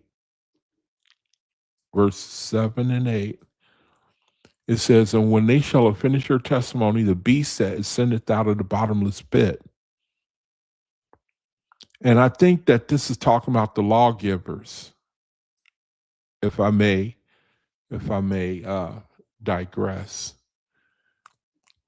It says, and when they shall have finished their testimony, I'm speculating that it's talking about the lawgivers, Moses, Capelia, Chenea. The beast that ascendeth out of the bottomless pit shall make war against them. Okay. And shall overcome them and kill them. And now you have the period, now you have the woman going into the wilderness, the darkness, right? Remember, the woman fled. And what happened to the faithless? What happened to the truth? And their dead bodies shall lie in the street of the great city, which spiritually is called Sodom and Egypt, where also our Lord was crucified. Okay, now let's get the breakdown. Let's get the breakdown of verse 8. Okay. Now, the war that was mentioned in verse 7, I think it was, it says, historically in OAHSPE, there are times when the worldly systems completely crush the peaceful, faithless communities. Sodom and Egypt. These names represent the city of darkness. Sodom symbolizes sensory lust, and Egypt symbolizes the bondage of ritual and dogmatic religion. See, now we know. See? Now, but if we were to ask the computer,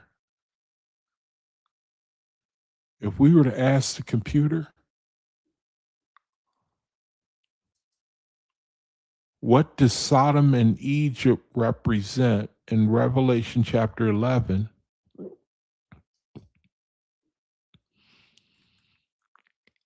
A great city that Christianity says Sodom and Egypt figuratively represent a great city that has become a center of extreme moral corruption, idolatry, and oppression of God's people. While traditionally identified as Jerusalem in its apostate state where the Lord was crucified, these terms symbolize any power or world system. Okay, so they might have gotten close on that one. Let's go back and let's read. The OAHSPE says Sodom and Egypt represent the city of dark. Okay, so, and a lot of the things they can get close on Christianity. I'll give them that. They can get close on a lot of things simply because of the context. The creator, the OAHSPE, it goes more into the specifics of the spirit, the spirit that's in us, whereas Christianity, these terms, they treat them more generally, you know.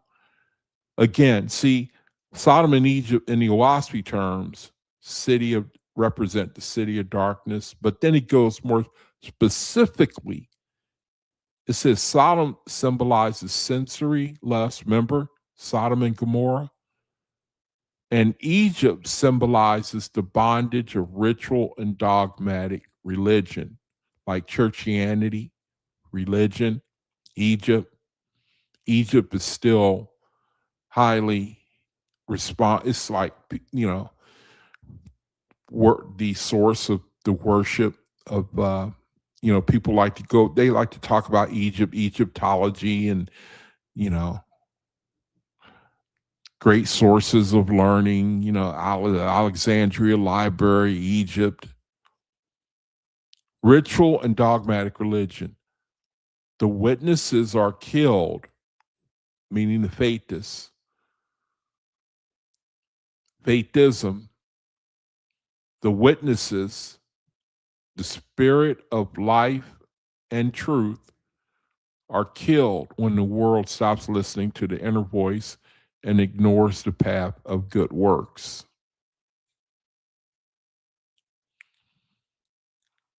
The world rejoices when the witnesses are killed. It says, when the two witnesses, spirit and good works, are ignored, the people of the earth celebrate.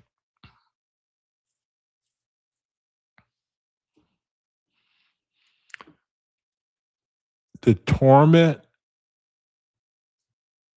the people make merry because the high standards of the faithists, nonviolence, vegetarianism, and charity no longer torment their consciousness. Without the witnesses, people feel free to be selfish without guilt. Yeah, I think that's a great breakdown right there, man. You know, because a faithist, I call me kooky, man, but I think a light comes off of faithist where people don't want to be around you. I think something comes off of a faithist. You can call me kooky if you want to, man, but I think there's some spirit that comes off of a faithist. I mean, for real, man. I really do believe that. You don't even got to say nothing to people. I really, I maybe it's my own mind, but I think there is a light that comes off of a faithist, and they ain't got to say nothing. I do believe that, man. I think there's something spiritual. There's something that comes off of a faithist. It says the people are tormented by the faithist. They make merry because the high. Then you know what? And people don't want to hear about not eating meat, man. People don't want to hear that.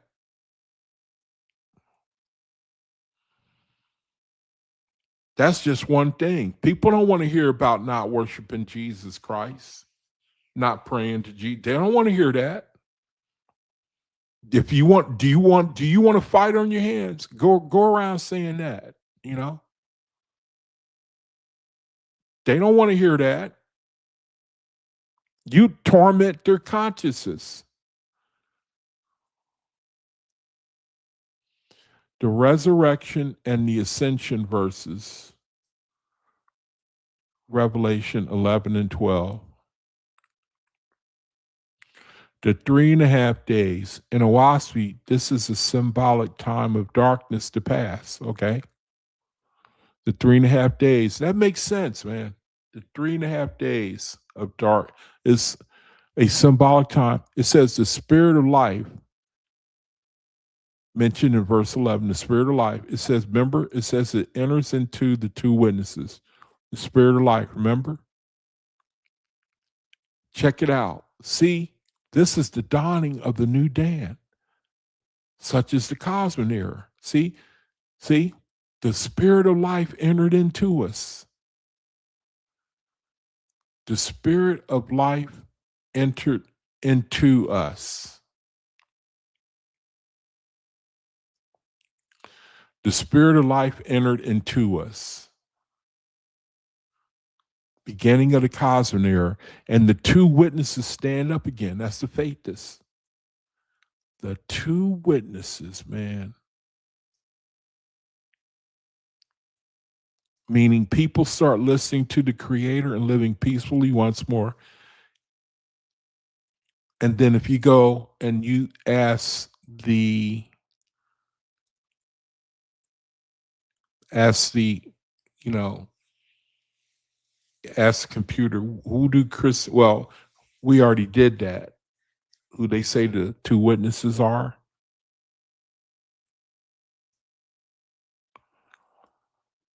Come up hither. The ascension in a cloud represents the graduation of souls. The faithists who stayed true during the darkness are lifted by ethereal ships into the higher heavens, while their enemies, the selfish, are left behind to watch and realize they have missed the harvest. Now, this one I don't know about. I know that I think that the ascension is referring to brethren who are second resurrection who go into the third resurrection, but I could be wrong. I could be wrong. It says, they heard a voice, the two witnesses. The voice said, come up hither. Now, this is saying the ascension in the cloud represents the graduation of souls.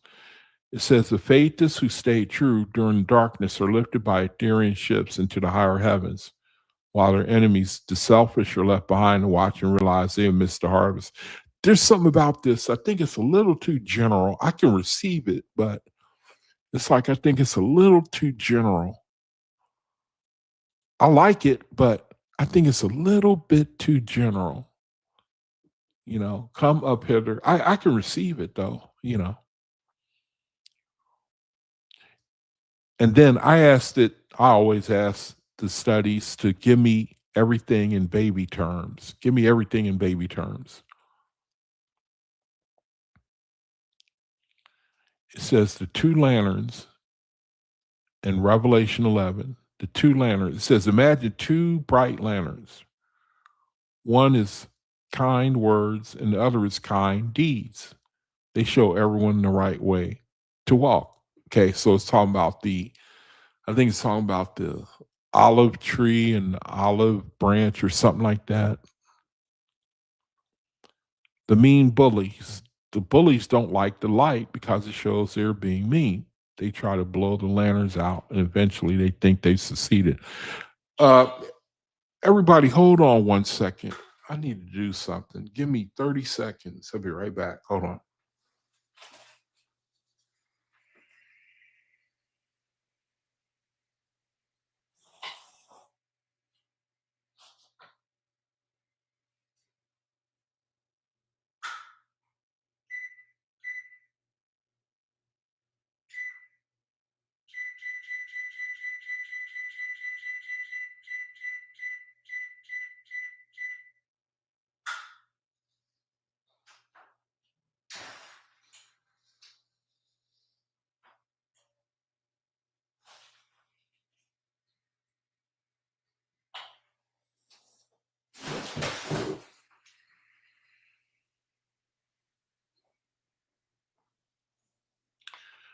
Okay.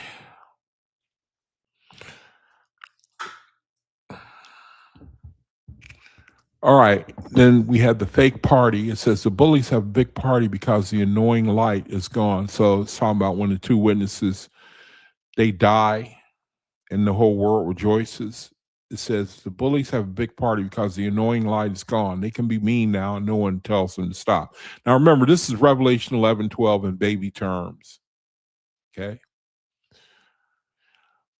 It says the surprise. Suddenly the lanterns relight themselves and they are brighter than ever. And the Great Spirit calls the lanterns up until the stars, and the bullies are left in the dark, realizing they should have been kind all along.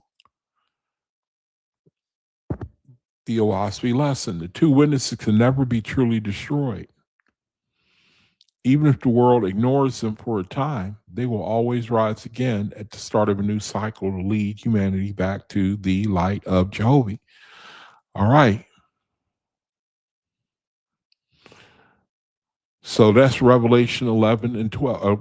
Revelation 11 and 12, according to the OAHSPE. And it's basically the difference is basically the consistency of the OAHSPE, where the creator is building and the false gods is tearing down. If you read everything according to that principle, especially Revelation, it just opens the door to a whole new world. Everything, I mean, like I could right now go into the seven trumpets, and I'll do it at another time. And then people, they read, I know that I was taught to think that, matter of fact, here, let's like, here, I'll show you. I'll give you an example. The seven trumpets of Revelation.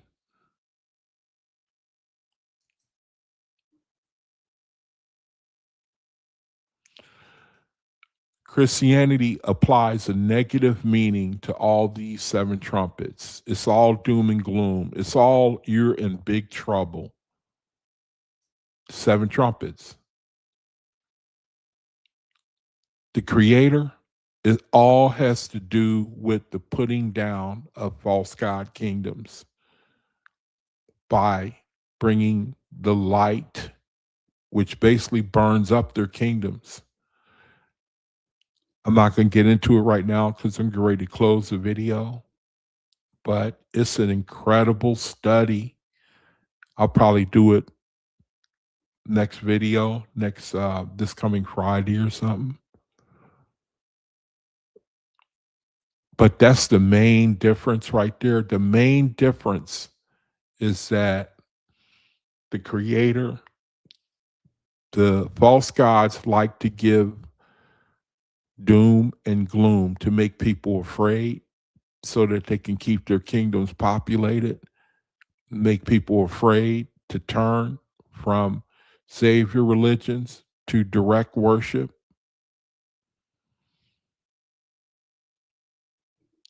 And so historically, you read about things like this, the trumpet judgments, and it's meant to make you afraid and keep people in fear and keep them tied to false god kingdoms.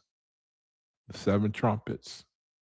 That's another one of the ways that they keep people in fear. But when you read the OAHSPE breakdown, it is all good. It's all good, man. So anyway, I'm going to stop it right there. I was going to read from Radiance Anthology. I had a study set up for from Radiance Anthology. There's a study called My Search, My Personal. I guess I could read until it's time to end the video. I guess I could read from Radiance Anthology until it's time to shut down. I guess I will. Everybody seems to love when I post on Facebook, I get more responses from Radiance Anthology than any other than from anything else. I think people love Radiance Anthology, you know, and I can't blame you, man. This is a tet rat killer, man. It's just a tet rat killer. So I'm gonna read for a few minutes and then I'm gonna close the video. And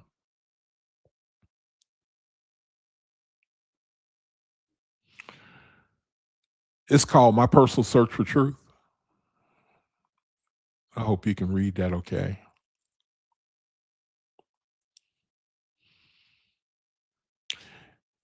It says, I shall adopt a more personal style in this lesson,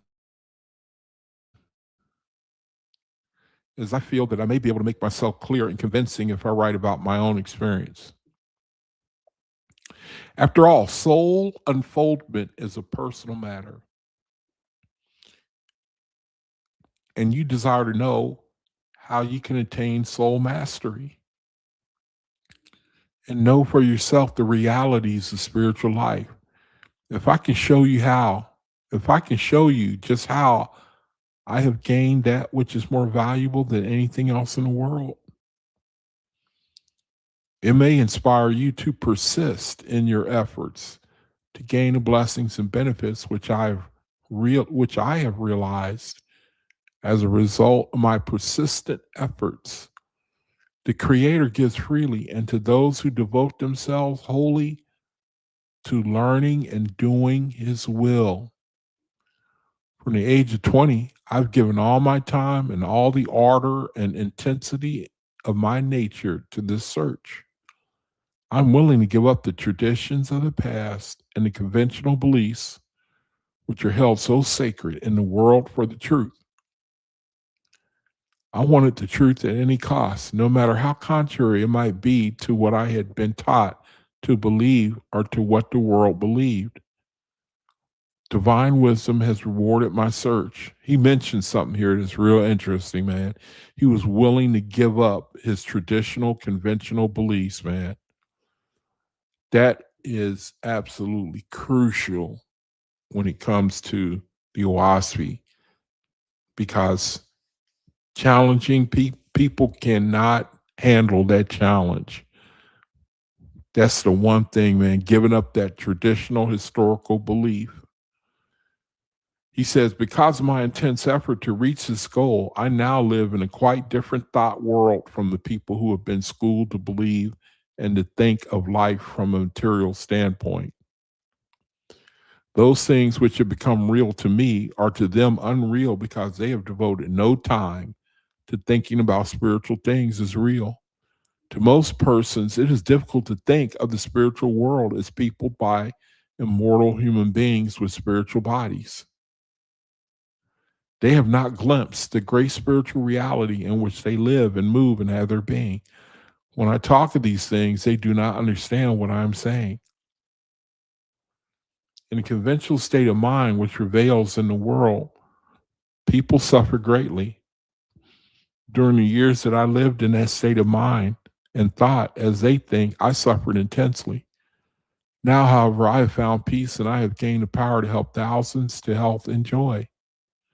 With all the passionate intensity of my nature, I desire to reveal that divine intelligence has shown me to be the true way of thinking, feeling, and acting so that all the causes for human suffering may be overcome and all that may enter into their inheritance, the sons and daughters of the Creator. When people hear me talk from my present exalted realization, they think that life is very easy for me, that I can talk and I do as I can talk as I do because I have no problems such as they have to solve, and that things would look different to me were I immersed as they were in mental troubles and disease and disaster afflicting my life. It may be that I do not say enough of what I have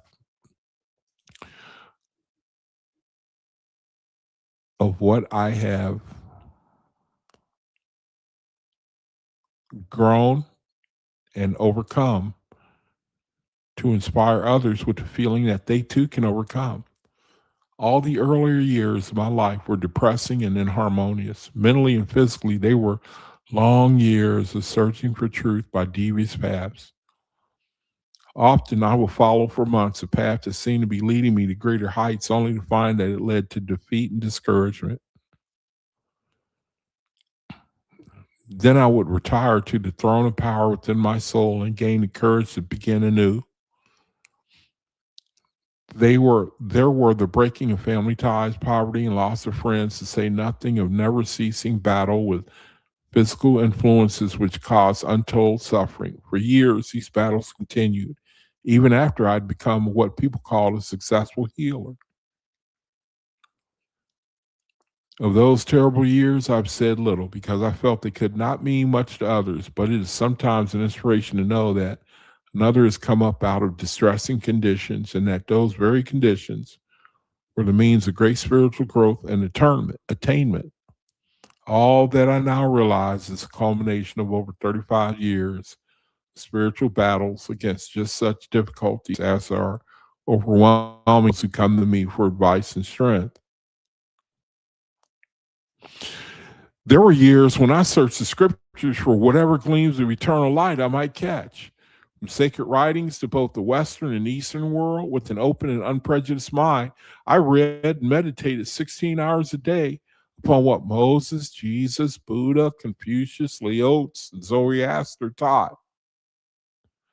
The saints in the Middle Ages and the seers of modern times, with their miraculous experiences and their profound revelations of the spiritual worlds, helped to develop my spiritual imagination and discrimination.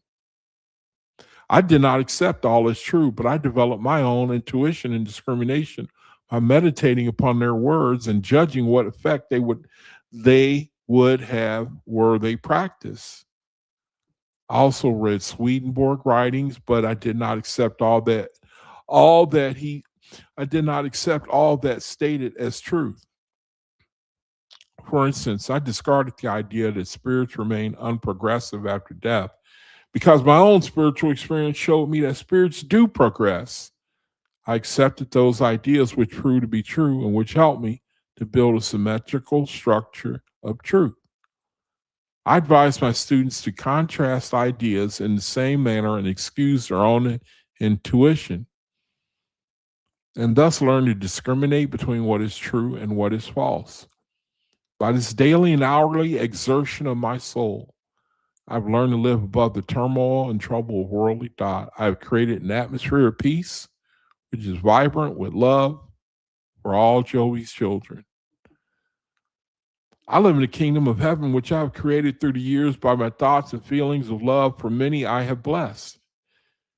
It is only by this method of bringing the kingdom of heaven in the soul out into expression in daily life that anyone will ever attain heaven. This does not mean that I am relieved of all burdens and problems. I have many burdens and problems, not the least of which is sustaining and financing the school or the enlightening of human souls. My problems are even greater than formerly because with the growth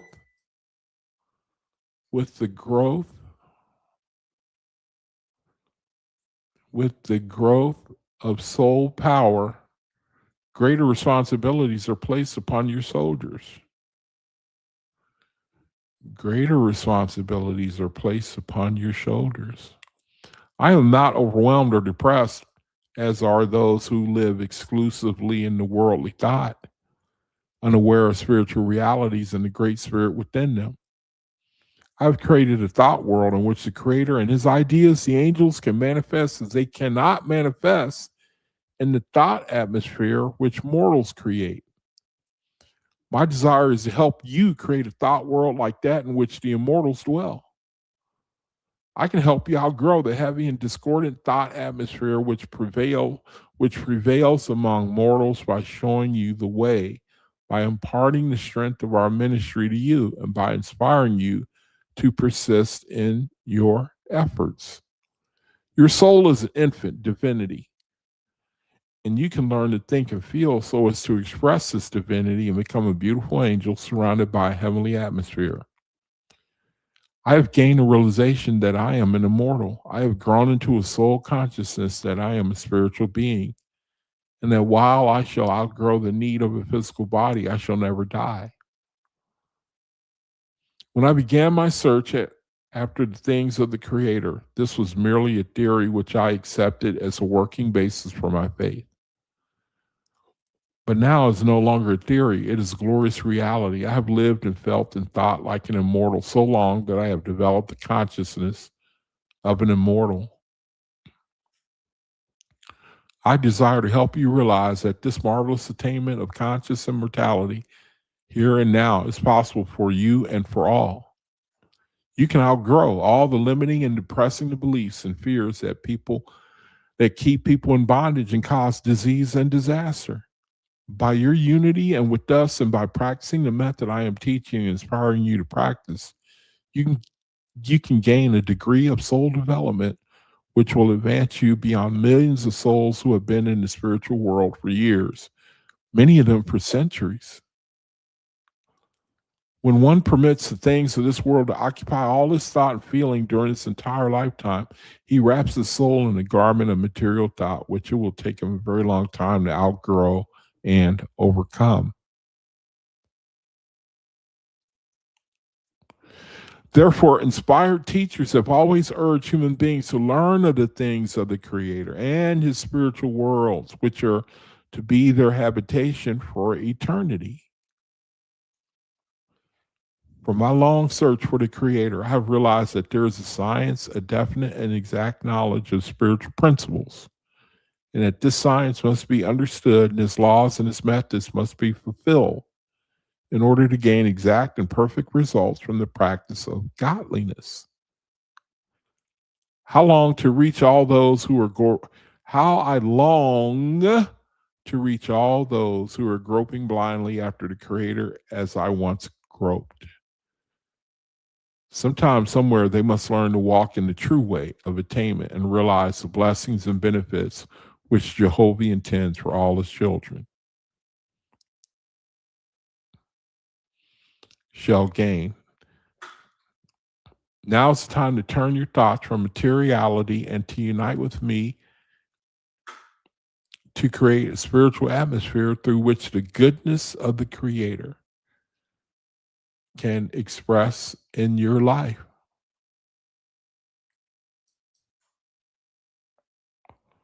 I do not mean to give the impression that I am all wise or that I have solved all human problems.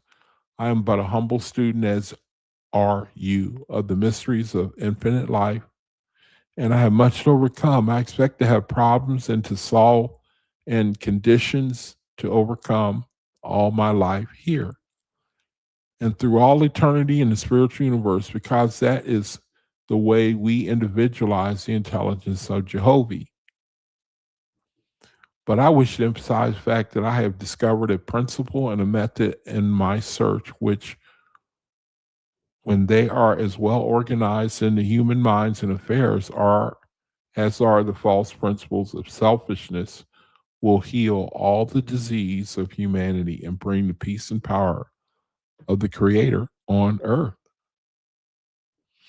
This is a tremendous statement, but I approve this principle and method so thoroughly that I cannot make it too strong or emphatic. It is a statement which is subject to demonstration in your life if you will give the time and devotion I have given to proving this divine principle. Because a few of us have cooperated and proved this revolutionary discovery, it will be possible for you to gain more quickly what we have gained, just as one can gain from a teacher or electrical science in a short time what it has taken many searchers years to discover. My words bring to you my thought, my feeling, and the spirit I've realized, and this is food for your spiritual nature. When you read the newspapers, you attune your mind to the heavy thought atmosphere of suffering human beings. But when you read my words, your mind is attuned to the thought atmosphere which I'm creating constantly. Your mind comes in touch with the Creator's love, which is the life of the immortals who have added their soul strength to mine. As you become more conscious of the spiritual reality of which I write, your spirit will be thrilled. You will feel that your spirit is actually in breathing the ozone of spiritual life. You will feel a tangible spiritual influence which will strengthen your spiritual nature, help your soul reorganize your life, and to a greater degree of health and harmony. So many persons become sick because their souls cannot remain strong while they inbreathe the atmosphere of mortal thought. The critical, hateful, and hopeless thoughts of mortals possess no life giving quality. But the thoughts which you can get from these lessons will bring your soul to enthusiastic faith and soul force, which it is our joy to generate from hour to hour. As you quietly meditate upon these words, your whole spiritual nature will feel the harmony and health which I feel and know, the peace and perfection which the angels realize. I'm living the eternal life now. I have the joy of exercising the creative powers of my soul. But it is my job to give you all that I can create of blessings. By so doing, I shall ever increase in soul consciousness and power. I grow by giving. I come to you in these words with the realized love of many angels. We bless you with all the love we realize or make real.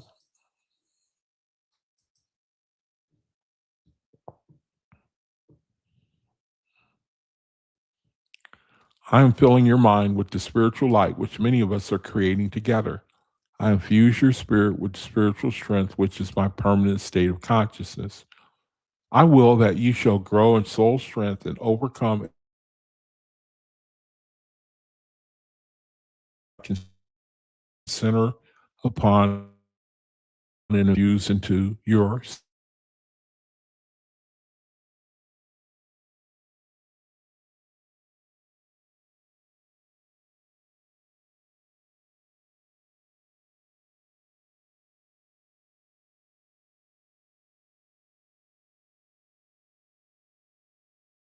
soul, your nature.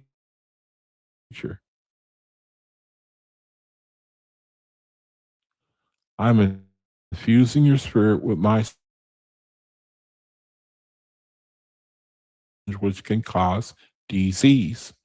I am realizing the power of the divine will to help the will of your soul overcome. We are born of the Creator. He has formed the structure of our souls of its intelligent spiritual substance. He has given us the capacity to feel and know its intelligence. He has made us so that we can reveal his intelligence.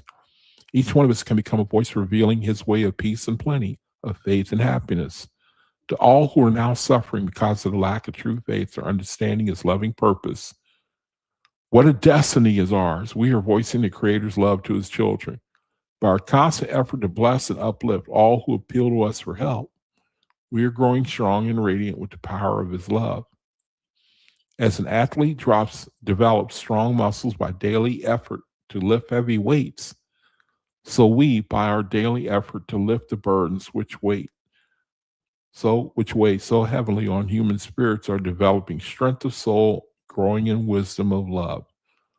People are so disturbed and their souls are so lost in the materialistic glamour of worldly thought that they need all the light of intuitive intelligence we can create to lead them to the way of life eternal. All right, that study was called My Personal Search for Truth, My Personal Search for Truth in Radiant Scientology. All right, and that will conclude the video. So that was pretty interesting the way he is. One thing that he said that caught my attention. One thing he said that caught my attention is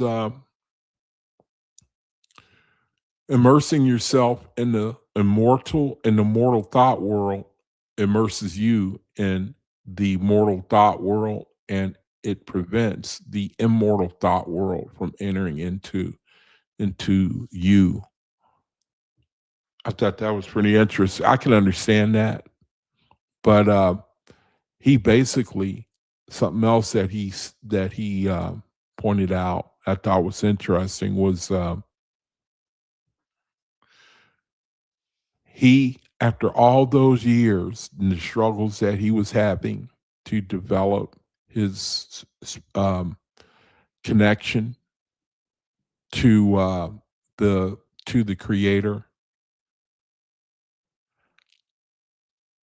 trying to remember something that I read. He was making progress by he mentioned his exertion in the spirit of creating his heaven here while he was in this reality through he mentioned is something about the exertion of his mind working through his will. I don't want to I I can I I can understand what he was how basically effort how he was pointing to his effort to elevate his um, mindset so that he could live in the eternal right now while he was on earth. I don't want to be confusing, but anyway, Radiance Anthology, that was Radiance Anthology. And um, so anyway, let me go to the chat because video and just thank everybody for comment. He killed his children, and you would expect the creator to address that because all life comes from the creator. Our experiences ain't nothing that we're going to go through that the creator don't know about. So we should expect the creator to comment on um, we should expect the creator to comment on the things that we see in our reality. It only makes sense. So, brother, man, everybody was here today. Thanks a lot. Thank you, brother, for joining me. Trying to, I hadn't been looking at the chat because I get discombobulated real easily when I'm trying to keep up with the chat and say hi to everybody and trying to keep up with the conversations going on. I can't do that.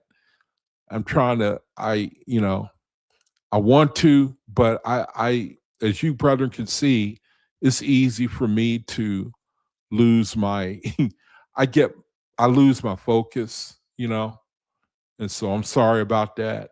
Um, so anyway, I'm just trying to read through the chat here and pick up on what was being said.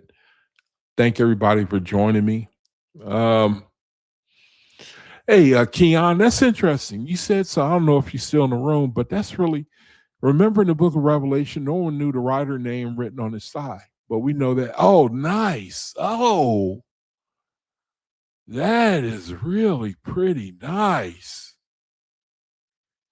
I like that. I like that. I like that. That's the thing. The creator, man, is opening. He is showing us opening the book, and Christianity is stuck with, stagnating. And it's like the the creator is showing opening is, I don't know, it's he is showing, revealing, opening the book. There was in Daniel, y'all remember in Daniel, where it said close the book until the time of the end or something? That has to be talking about the OAHSPE, man. Remember? Seal the book until the time of the end. It was told to Daniel. I'm still trying to read some of these things here. Let me see. Dave said, we are Antichrist because we are against. Yeah, that makes sense. Yeah. Yeah. Where it says the Antichrist in Revelation, it talks about the Antichrist. Yeah, that's interesting. Yeah, we are in a sense the Antichrist because we are proclaiming that we no longer need an intermediary to go to the creator. And you ask Christianity who is the Antichrist, and it will say something like the man of sin. They put him in a negative light. Let me see. When OAHSPE speak about, shoot, man, I should have been putting these things on the screen. I'm gonna just go down and put them on the screen. Oh, has it been 2 years for me? Man, time flies. Thanks, Nazarene. 2 years I've been in the faith.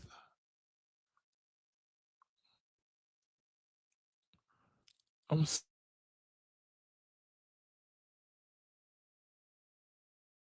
on the screen here. Oh man, Malachi came in. Daryl was in here. I didn't see him.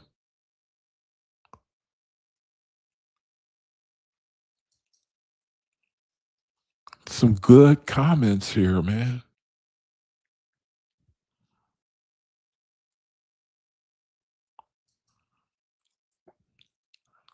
Man.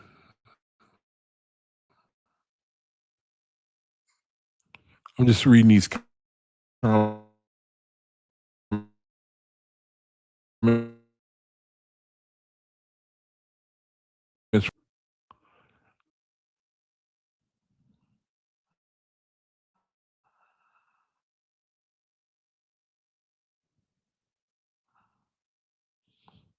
Yeah, my screen is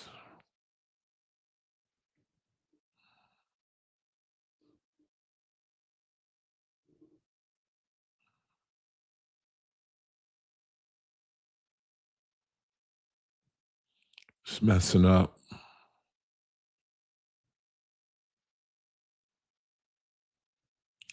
Trying to get through these comments, and I'm gonna shut it down. It's my computer's trying to.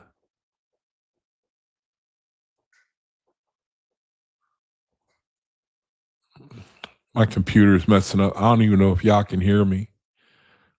It's glitching real bad now. Shoot. I can't even read the rest of the comments, man. Dang, man. Seem like lately, it seemed like, I don't know, I might have to get a new computer or something. I don't even know if y'all can hear me. Won't even let me look at the comments. Shoot. I don't even know if I'm broadcasting. Shoot, man. I can't even read the comment. All right, let me shut it down then. Dang, man. I can't even. Oh, man. Shoot. Well, Jehovah, thank you. Thank you for this opportunity. We in a time right now where it's very serious. And we know that you bring the kingdom on the earth. I just pray for my brothers and sisters, Jehovah, that we in the situation, it seems like the darkness is increasing. And I just ask that we redeem the time, all of us. I just pray, Jehovah, that we can be the best light. We can spread peace, love, light, knowledge while we have the opportunity. We read about the brother that took his children and just asked for his family and for the brother himself and his departed children, for him and his children to make the resurrection and for his family that's left behind, for strength for them, and Jehovah, just for the knowledge of the light to go out